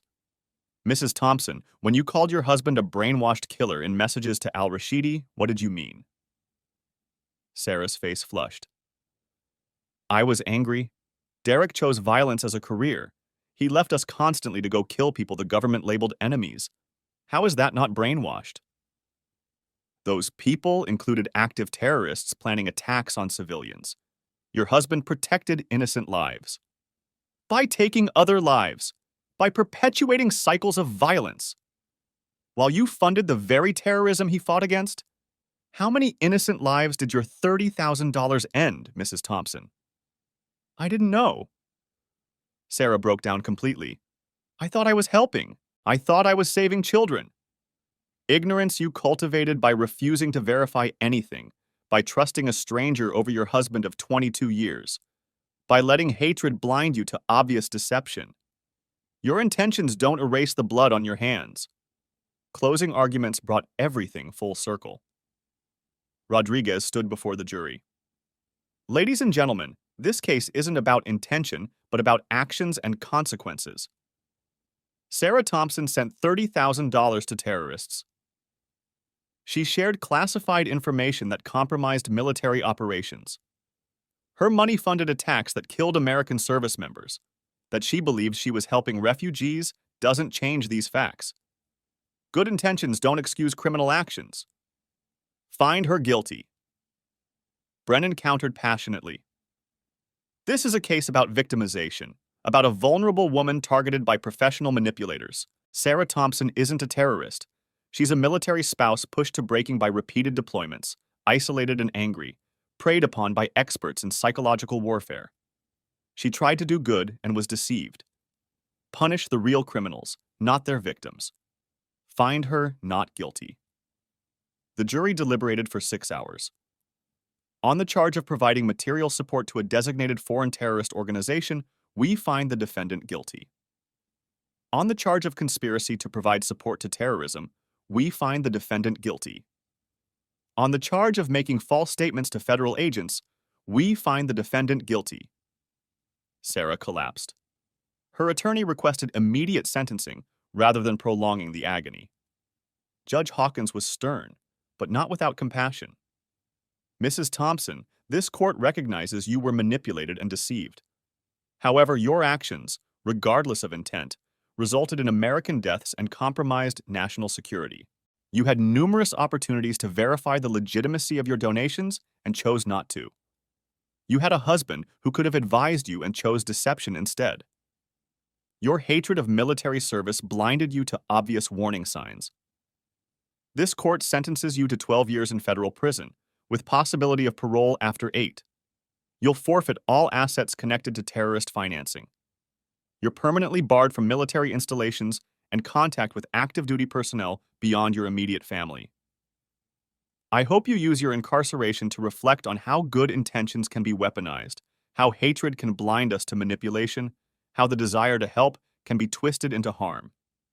Court is adjourned. As marshals led Sarah away, she looked back once, not at Derek, but at Jordan and Melissa. Her lips moved, "I'm sorry," before she disappeared through the door. Outside the courthouse, reporters swarmed. Derek shielded his children, making no statement. They pushed through the crowd to where Agent Chen waited by a government SUV. "It's over," she said simply. "No," Derek replied, looking at his children's shattered faces. "It's just beginning." The war on terror had claimed another casualty, not in some distant battlefield, but in an American courtroom. The Thompson family was collateral damage in a conflict that recognized no borders, honored no marriages, and spared no children. Sarah would serve her time. Derek would raise their children alone. Jordan and Melissa would carry the weight of their mother's choices forever. And somewhere, another lonely military spouse was reading poetry online, feeling understood, preparing to help refugees with money that would buy bullets instead of bread. The war continued. The mission never ended, even when victory looked exactly like defeat. Chapter 10. Prison Revelations. 3 years into her sentence, Sarah Thompson sat in the visiting room of the Federal Correctional Institution in Danbury, Connecticut. The orange jumpsuit hung loose on her frame. Stress and prison food had whittled her down to sharp angles and hollow eyes. Across the reinforced table sat someone she'd never expected to see again. Derek looked older, too. His hair, once military regulation perfect, had grown out and showed silver at the temples. He wore civilian clothes like they still didn't quite fit, even after 3 years of retirement. "Why are you here?" Sarah's voice was flat, emotionless. She'd learned to hide feelings in prison. They were weapons others could use against you. "The kids are struggling," Derek said simply. "Melissa's been accepted to Yale, but she's deferring. Says she can't leave Jordan." "And Jordan?" "Dropped out of West Point Prep. Says he won't serve a country that imprisoned his mother for trying to help people." Sarah's carefully maintained mask cracked slightly. "He was so excited about following in your footsteps." "That was before his mother became a convicted terrorist. Hard to serve alongside people whose parents might have died because of your family's choices." "Don't." Sarah's voice hardened. "Don't you dare put this on me. You're the one who chose mission over family. You destroyed us." Derek pulled out a folder, sliding it across the table. "I thought you should see these." Sarah opened it reluctantly. News clippings, printed articles, photographs. Her hands began to shake as she read. "Suicide bombing kills 47 at Baghdad market. Weapons traced to ISIS financial network. School bus attack in Syria leaves 23 children dead. Funding connected to romance scam operation. Refugee camp bombed by extremists seeking to eliminate witnesses to financial crimes. Photo after photo of victims. Children who looked like Jordan and Melissa at younger ages. Families destroyed. All dated after her arrest, but the money trails led back to the network she'd helped fund. "Stop," she whispered. "Read the last one," Derek insisted. It was a transcript from al-Rashidi's full confession to Turkish authorities. Sarah read in growing horror as he detailed the operation's real purpose, not just funding terrorism, but specifically targeting actual refugee camps that might compete for Western donations.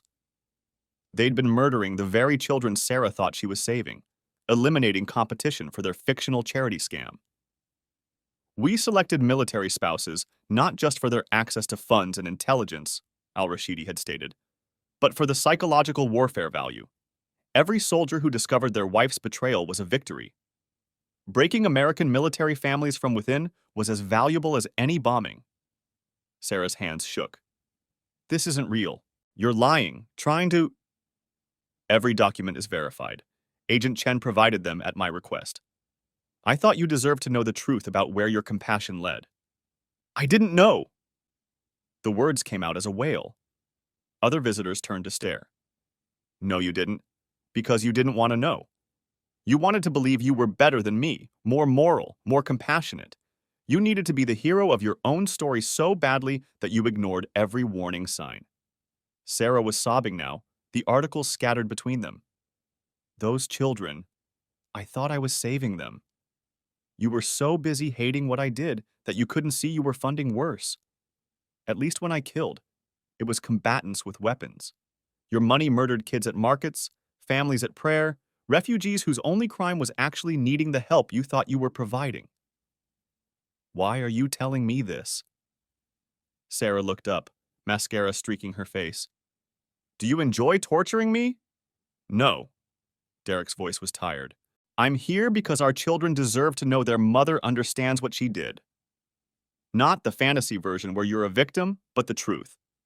That you chose hatred over verify. That your compassion was weaponized because you let emotion override judgment. That good intentions without wisdom can be deadlier than any bullet. Get out." Sarah's voice was barely audible. "Get out!" "I'm taking the kids to see the Mosul Memorial next month. The families of those 3 Marines invited us. They want to meet the children of the woman whose money killed their sons, to show them forgiveness is possible. Jordan and Melissa need to see that grace exists even in horror. They'll hate me forever." "They already do, Sarah, but maybe understanding the full truth will help them process that hatred into something less destructive.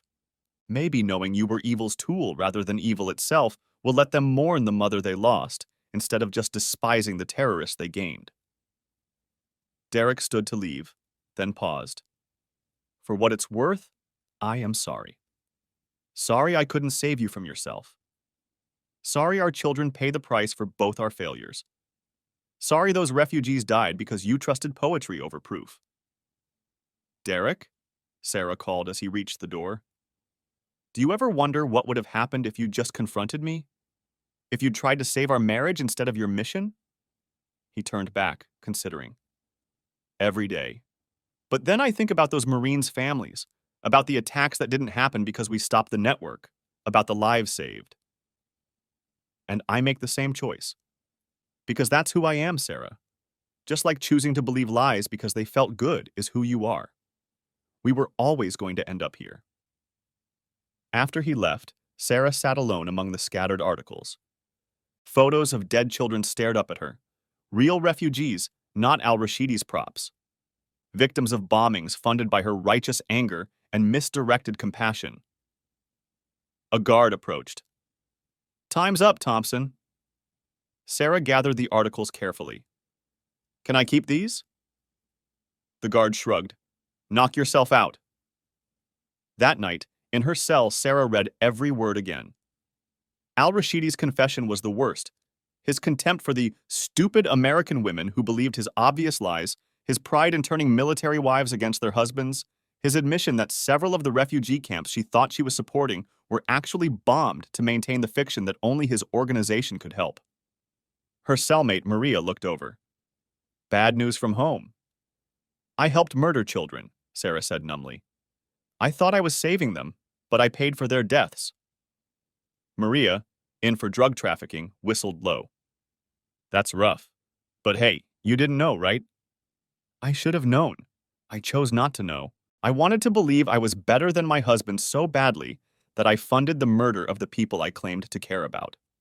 For the first time in 3 years, Sarah truly understood what she'd done. Not just the legal crimes, but the moral catastrophe of letting hatred blind her to obvious evil. She'd been so focused on condemning Derek's violence that she'd enabled worse violence. So determined to save lives that she'd ended them. So desperate to be good that she'd become evil's instrument. She looked at the photo Derek had included of Jordan and Melissa at his retirement ceremony. They stood stiff and formal, children aged beyond their years by public shame and private grief. These weren't the kids she'd kissed goodbye before Istanbul. Those children were as dead as the refugees in Baghdad's market. Sarah had thought prison was her punishment. Now she understood it was just the beginning. The real sentence was knowing, truly knowing, that her compassion had been murder, her love had been betrayal, and her righteousness had been the deadliest delusion of all. She tucked the articles under her thin pillow.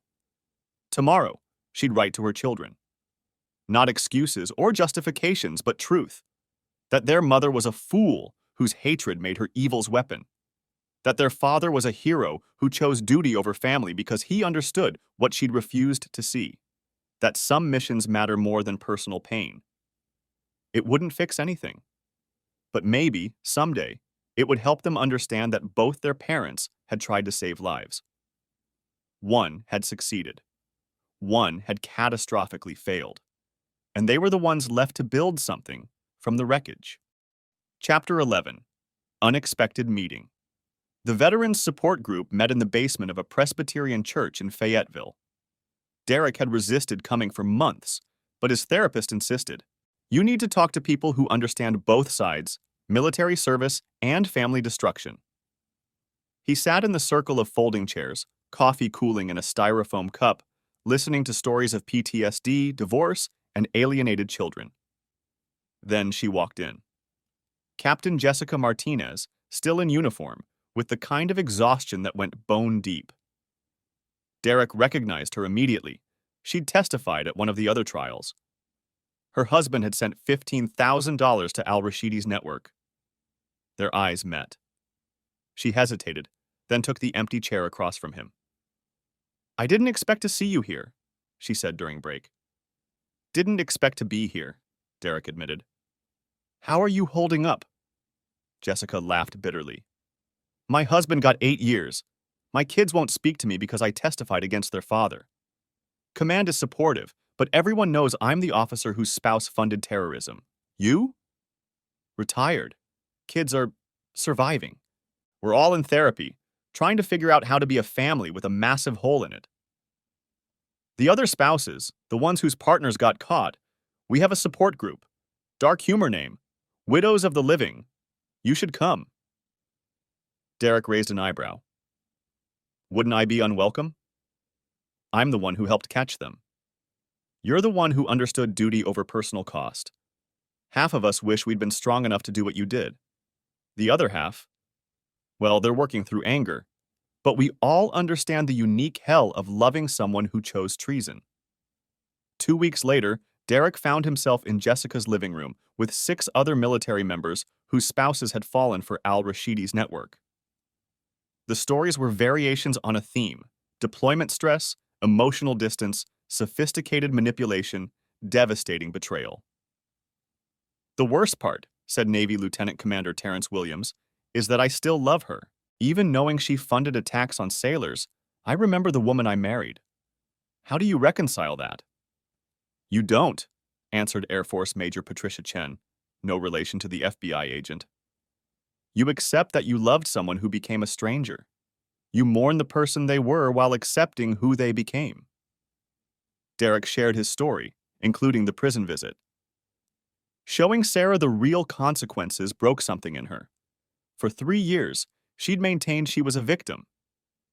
Seeing those dead children destroyed that narrative. Good, Jessica said harshly. They need to understand the blood on their hands. My husband still insists he was helping orphans. Maybe I should visit with similar documents. Maybe, Derek said. But prepare yourself. Watching someone you loved realize they're a monster. It doesn't bring satisfaction, just more grief. The group met monthly. They shared strategies for helping their children, dealing with public shame, rebuilding lives. Jessica and Derek often talked afterward, comparing notes on single parenting after spectacular betrayal. My daughter asked if her father was evil, Jessica said one evening. How do you answer that? I told mine that good people can do evil things when they believe lies strongly enough, that their mother wasn't evil, but she let herself become evil's tool. It's a distinction that matters for kids trying to understand how someone they loved could do something so horrible. Gradually, their conversations shifted from shared trauma to other topics. Jessica's youngest was Jordan's age, struggling with similar anger. They arranged family dinners, let their kids bond over their unique situation. This is weird, Melissa said after their third dinner together. Are you guys dating or just trauma bonding? Derek nearly choked on his water. Jessica laughed, the first genuine laugh he'd heard from her. We're friends who understand each other's situation, Jessica said carefully. Not many people can relate to what your families have been through. But you testified against your husband, Jordan pointed out. And Dad helped arrest Mom. Doesn't that make you, on the same side? We were both on the side of stopping terrorism, Derek said. That's not about taking sides against family. It's about preventing deaths. Later, as Jessica walked them to their car, she said quietly, The kids aren't wrong. This is getting complicated. Derek nodded. I know. Is that a problem? My husband gets out in 5 years. Yours in 9. We're not widows, we're... What? Temporarily single due to treason? I don't have answers, Derek admitted. I just know talking to you helps. Being around someone who understands helps. If that's all this is, that's enough. But it wasn't all it was, and they both knew it. Two people who'd chosen duty over love, raising children scarred by their other parents' betrayal, finding unexpected connection in shared devastation. At the next support group, Terrence noticed immediately. You two seem lighter. That's good. This thing we're going through, it can swallow you whole or you can build something new from the wreckage. Speaking of building, Patricia announced, I'm starting a nonprofit. Education for military families about online manipulation, financial security, operational security. Turn our nightmare into prevention for others. Everyone volunteered immediately. Within months, Operation Homefront Integrity was visiting bases, teaching spouses how to spot manipulation, verify charities, protect themselves, and operational security. Derek and Jessica often presented together, their children sometimes joining to share the youth perspective. My mom thought she was saving kids, Melissa told a room of military teenagers. She ended up funding their murders. Your heart can be in the right place, and your actions can still be evil. Verify everything, especially when someone online tells you exactly what you want to hear. Jordan was blunter. If someone says your military parent is a killer, but they're the real humanitarian, they're probably trying to use you. My mom fell for it. Don't be like my mom. The presentations were painful but cathartic. Each time they told their story, it lost a little power over them. The shame transformed into purpose. One evening, after a particularly emotional presentation at Fort Liberty, Derek found Jessica crying in her car. What is it? A spouse came up after, thanked me. Said she'd been messaging with someone who sounded exactly like al-Rashidi's profile. Poetry about refugee children, requests for money, subtle questions about her husband's deployment. She's reporting it to counterintelligence tomorrow. That's good, isn't it? We prevented another family's destruction. It is good. It's just, my husband used to be my hero. Now my heroic moment is stopping other spouses from becoming him. The irony hurts. Derek understood. They sat in comfortable silence, Two people rebuilding from devastation, finding meaning in prevention, discovering that connection could grow from the ashes of betrayal. The kids are right, Jessica said eventually. This is becoming something more than shared trauma. Is that okay? I don't know, but I'm tired of letting fear decide my life. My husband chose deception, and I chose duty. Maybe it's time I chose hope. It wasn't a fairy tale ending. They were too scarred for that, too aware of how love could become betrayal. But it was a beginning. Two families broken by terrorism finding ways to heal together, turning their pain into purpose, discovering that even after the worst betrayals, connection remained possible. The mission had evolved. Now it was about prevention, education, and the radical act of rebuilding after destruction. And maybe, just maybe, proving that choosing duty didn't mean choosing loneliness forever. Chapter 12. Consequences and Closure. 8 years after the arrests, 5 years after the prison visit, Derek stood in Arlington National Cemetery, Section 60, where the recent casualties lay. He came here sometimes when the weight of survival grew too heavy. 3 headstones drew him today: Rodriguez, Johnson, and Williams. The Marines killed in Mosul by an IED purchased with his wife's donations.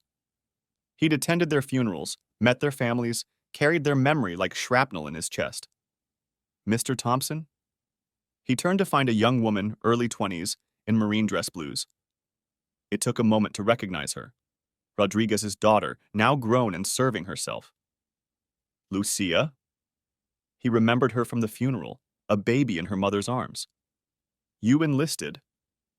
Following my father's footsteps. She stood at parade rest, studying him. My mother said you might be here. She wanted me to give you this. She handed him an envelope. Inside, a simple note. Thank you for stopping the network that killed him. Thank you for choosing the mission. Maria Rodriguez. Derek's throat tightened. Your mother is a remarkable woman. She says the same about you. That it takes incredible strength to turn in someone you love to save people you don't know. She wanted you to know she doesn't blame you for what your wife did. None of the families do. They stood together in silence, the weight of sacrifice heavy between them. Can I ask you something? Lucia said finally. Do you regret it? Choosing the mission over your marriage? Derek considered the question he'd asked himself thousands of times. I regret that the choice was necessary. I regret that your father died. I regret that my children grew up without their mother. But choosing to stop the network? No. Your father would have made the same choice. That's what Mom says, that Dad would have understood putting mission first, even at personal cost. After she left, Derek remained among the white headstones. His phone buzzed, a text from Jordan. Mom's parole hearing is next week. Melissa and I have been asked to provide statements. We need to talk. That evening, Derek sat with his children, adults now, bearing scars that would never fully heal. Jordan had eventually found his way back to service, becoming a paramedic. Melissa was in law school, specializing in national security law. She's served 8 years, Melissa said. Model prisoner, teaches literacy classes, has shown genuine remorse. Her lawyer thinks she has a real chance at parole. How do you feel about that? Derek asked. Jordan spoke first. I've been angry for 8 years. Angry at her for betraying us, at you for choosing duty over family, at myself for not seeing the signs. But I'm tired of being angry. She's our mother. She made horrible choices, but she's paid for them. She has victims' families' forgiveness, Melissa added. The Rodriguez family even wrote a letter supporting her parole. They say 8 years is enough, that she's clearly learned from her crimes. Derek nodded slowly. What do you want to do? We want to write supportive statements, Melissa said. But we wanted to talk to you first. This affects you too. She's your mother. If you're ready to have her back in your lives, I support that. My feelings about what she did don't override your need to process this your own way. Jordan studied his father. You and Jessica are getting married next month. How does she feel about this? Jessica had been part of their lives for 5 years now, her children blending with them into an unconventional family forged in shared trauma. She understands complicated feelings about spouses who betrayed us. She supports whatever you decide. Will you write a statement? Melissa asked. Derek had been dreading this question.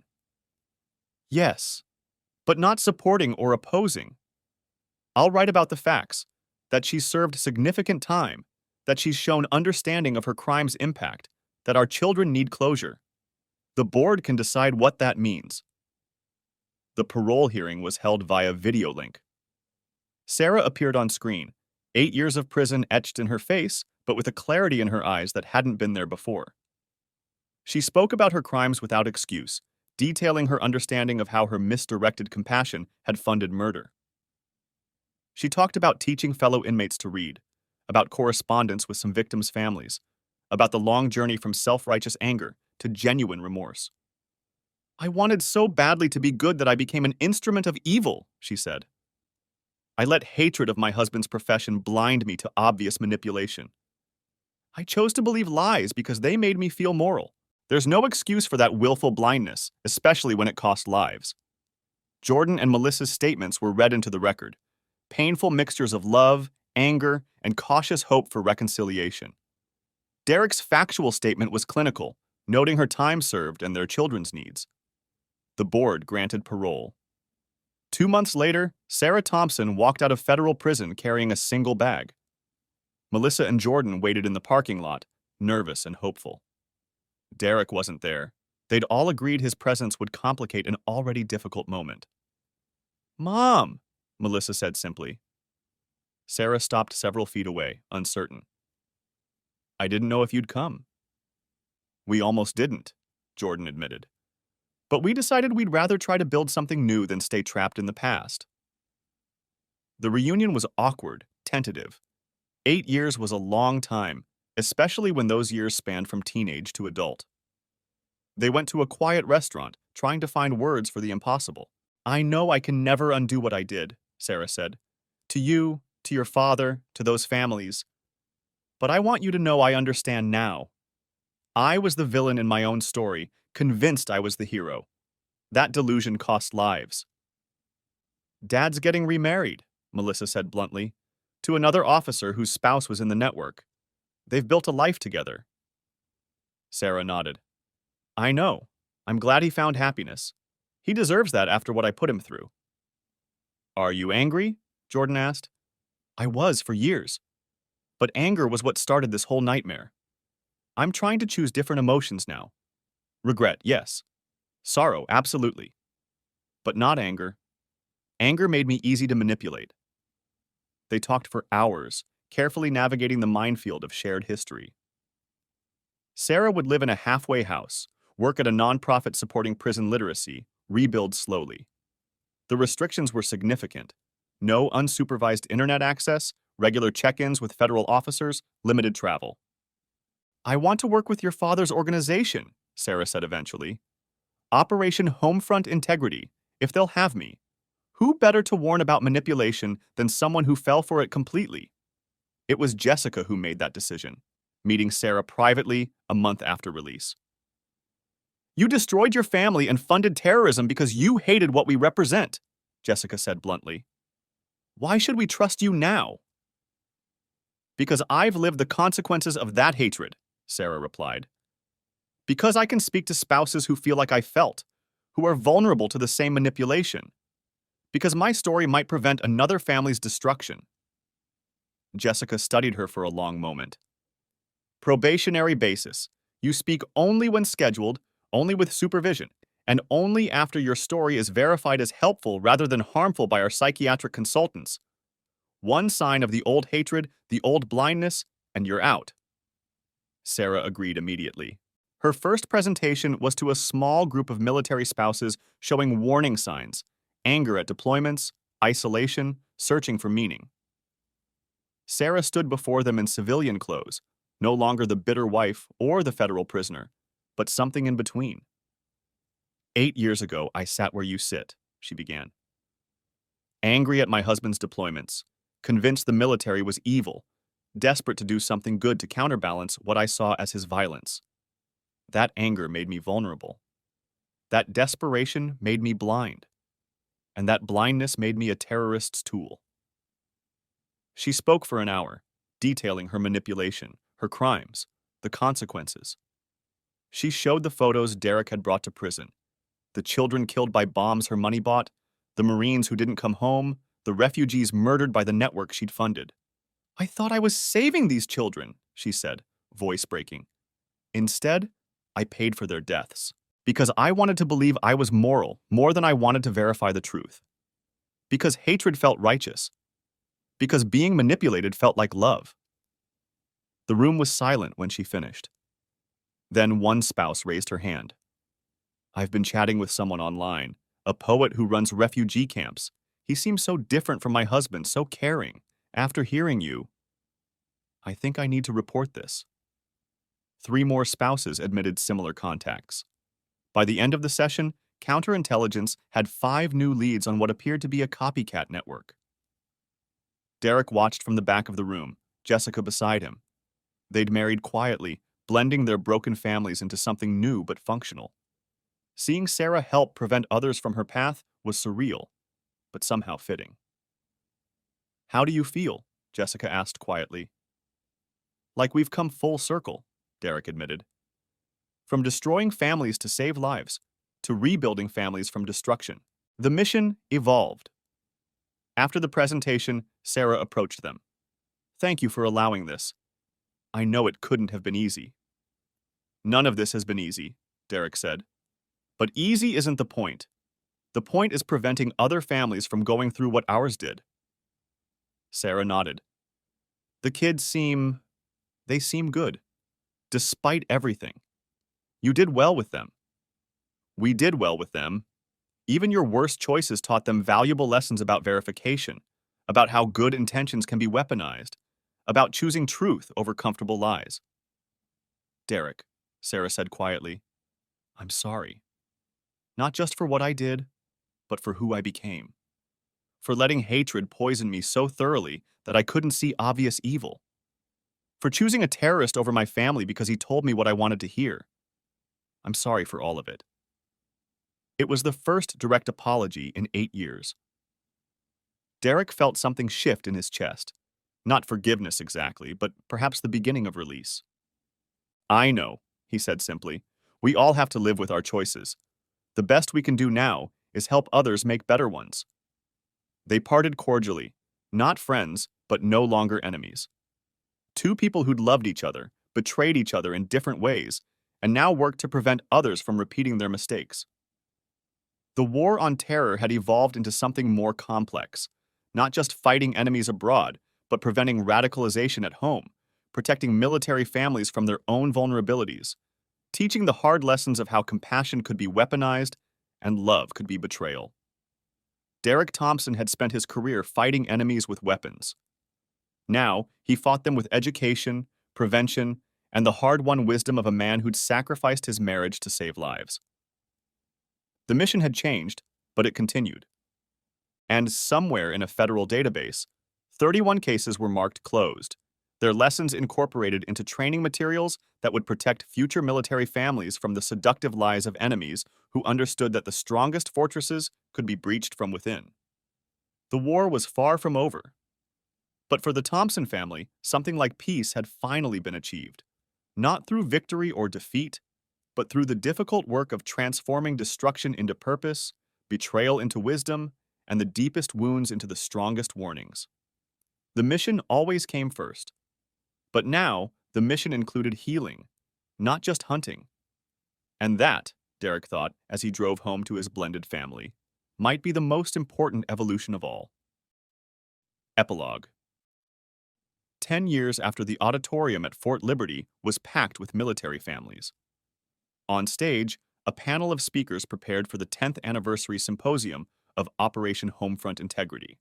Derek adjusted his microphone, looking at his fellow panelists, Jessica in her colonel's uniform, having been promoted despite the stigma.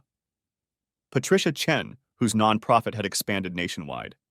And surprisingly, Sarah, now a leading voice in counter-radicalization efforts.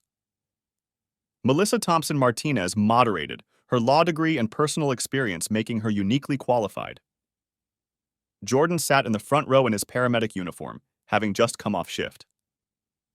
10 years ago, Melissa began, 31 military families were destroyed when spouses fell victim to a sophisticated terrorist financing scheme. Today, we've prevented over 400 similar cases through education and awareness. Let's discuss how tragedy became triumph. The panel shared statistics, prevention strategies, and success stories. But the audience had come for something more personal, the human story behind the program. Mrs. Thompson, an audience member asked Sarah, how do you reconcile your past crimes with your current advocacy? Sarah had answered this hundreds of times, but still chose her words carefully. I don't reconcile them. I carry them. Every prevented case is a small redemption, but it doesn't erase the deaths I funded. I speak because my failure might save others.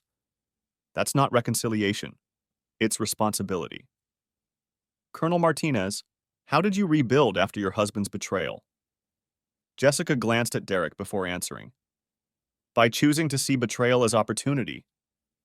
My first marriage ended in treason, but it led to understanding, prevention work, and eventually a partnership built on shared values rather than just shared time. Mr. Thompson, do you regret choosing duty over family? Derek had wrestled with this question for a decade. I regret that such a choice was necessary, but duty isn't the opposite of family. It's about protecting all families, even at personal cost. My children understand that now. They've seen how one person's betrayal can ripple outward, and why stopping that ripple matters more than individual pain. The questions continued, but Derek's mind drifted to the empty seats. The Gold Star families who'd lost loved ones to attacks funded by the network. The children growing up without parents. The spouses serving sentences for crimes they'd committed, believing they were helping. After the symposium, the extended Thompson-Martinez family gathered for dinner. Sarah joined them, a careful tradition they'd built over 2 years. The conversation was easier now, though undercurrents of history ran beneath every interaction. I got into Georgetown law, announced Marcus, Jessica's eldest. I want to do national security law like Melissa. Keeping it in the family business, Jordan joked, then caught himself.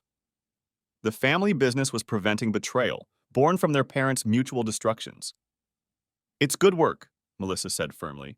Necessary work, even if the origin is painful. Sarah raised her water glass. Too necessary work, and the family's strong enough to do it. They toasted, a collection of people bound by trauma and choice, betrayal and duty. Not a traditional family, but something forged in harder fires. Later, Derek and Jessica walked along the base perimeter, a habit from their early days of shared grief. Do you think we've made a difference? Jessica asked. 400 prevented cases say yes, but it's more than numbers. It's showing that choosing duty doesn't mean choosing isolation. That betrayal doesn't have to define us. That even the worst failures can become foundations for something better. Sarah asked me something today, Jessica said carefully. She wants to write a book about her experience, the full story, including your role. She'd donate proceeds to victims' families. Derek considered this. What do you think? I think the story needs telling, not just the headlines, but the human cost. How good people become weapons, how love becomes betrayal, how duty demands impossible choices. If it prevents even one family from our path, then the mission continues, Derek finished. Tell her yes, but fact-checking through our security review. The last thing we need is accidentally revealing methods that enemies could exploit. They walked in comfortable silence, two warriors who'd fought different battles and found unexpected peace together. At home, Derek found Jordan on the porch, laptop open to news coverage of a prevented attack. Another network disrupted, more families saved from the path the Thompsons had walked. You okay? Derek asked. Just thinking. If Mom hadn't been caught, if you hadn't stopped her, how many more would have died? Too many. Then you made the right choice, even if it destroyed us for a while. Derek sat beside his son. We weren't destroyed. We were transformed, painfully, terribly transformed. But we survived, and we've helped others avoid our path. That's not destruction, that's evolution. Dad, Jordan turned to him, I'm proud of you. For choosing the hard right over the easy wrong. For teaching us that duty matters more than comfort. Even when I hated you for it, part of me knew you were right. I'm proud of you too, both of you. For finding your own ways to serve. For choosing forgiveness where you could have chosen bitterness. For becoming better than your parents' failures. Inside, laughter erupted as Marcus told stories from his internship. Melissa offered sarcastic commentary, and Sarah listened with the quiet attention of someone relearning how to be part of a family. It wasn't perfect. It would never be perfect. The scars ran too deep, the betrayals too fundamental. But from the ashes of destruction, they'd built something new. A family defined not by blood or traditional bonds, but by shared understanding of how quickly love could become betrayal, how duty demanded impossible choices, and how the mission of protecting others sometimes required sacrificing yourself. The war on terror had taught Derek many lessons, but perhaps the most important was this. The mission never truly ended. It just evolved, adapted, found new ways to protect and serve. And sometimes, the greatest victory wasn't in destroying the enemy, but in transforming the battlefield itself into ground where healing could grow. 10 years after Istanbul, 15 years after a translator showed him a photograph that changed everything, Derek Thompson had found an unexpected peace. Not through forgetting or forgiving, but through the harder work of transformation, turning betrayal into wisdom, destruction into prevention, and the deepest wounds into the strongest shields. The mission always came first. But now Derek understood that the mission included not just stopping enemies, but building futures where such enemies couldn't take root. And in that building, even broken families could find new forms of strength. As night fell over Fort Liberty, the Thompson-Martinez family settled into evening routines. Homework was checked, dishes were washed, plans were made for tomorrow. Normal life, hard-won and precious, built on foundations of necessary betrayals and impossible choices. The war continued. But so did the healing. And in that balance, Derek found something he'd never expected after that day in Syria when his world collapsed. Hope. Not just for his family, but for all the families who would never know how close they'd come to destruction, saved by the hard lessons written in other people's scars. The mission always came first. And the mission, Derek now understood, was love. Not the blind love that made Sarah vulnerable to manipulation, but the clear-eyed love that chose difficult truths over comfortable lies, that protected strangers even at personal cost, that built from ashes rather than wallowing in destruction. It was enough. More than enough. It was everything. The end.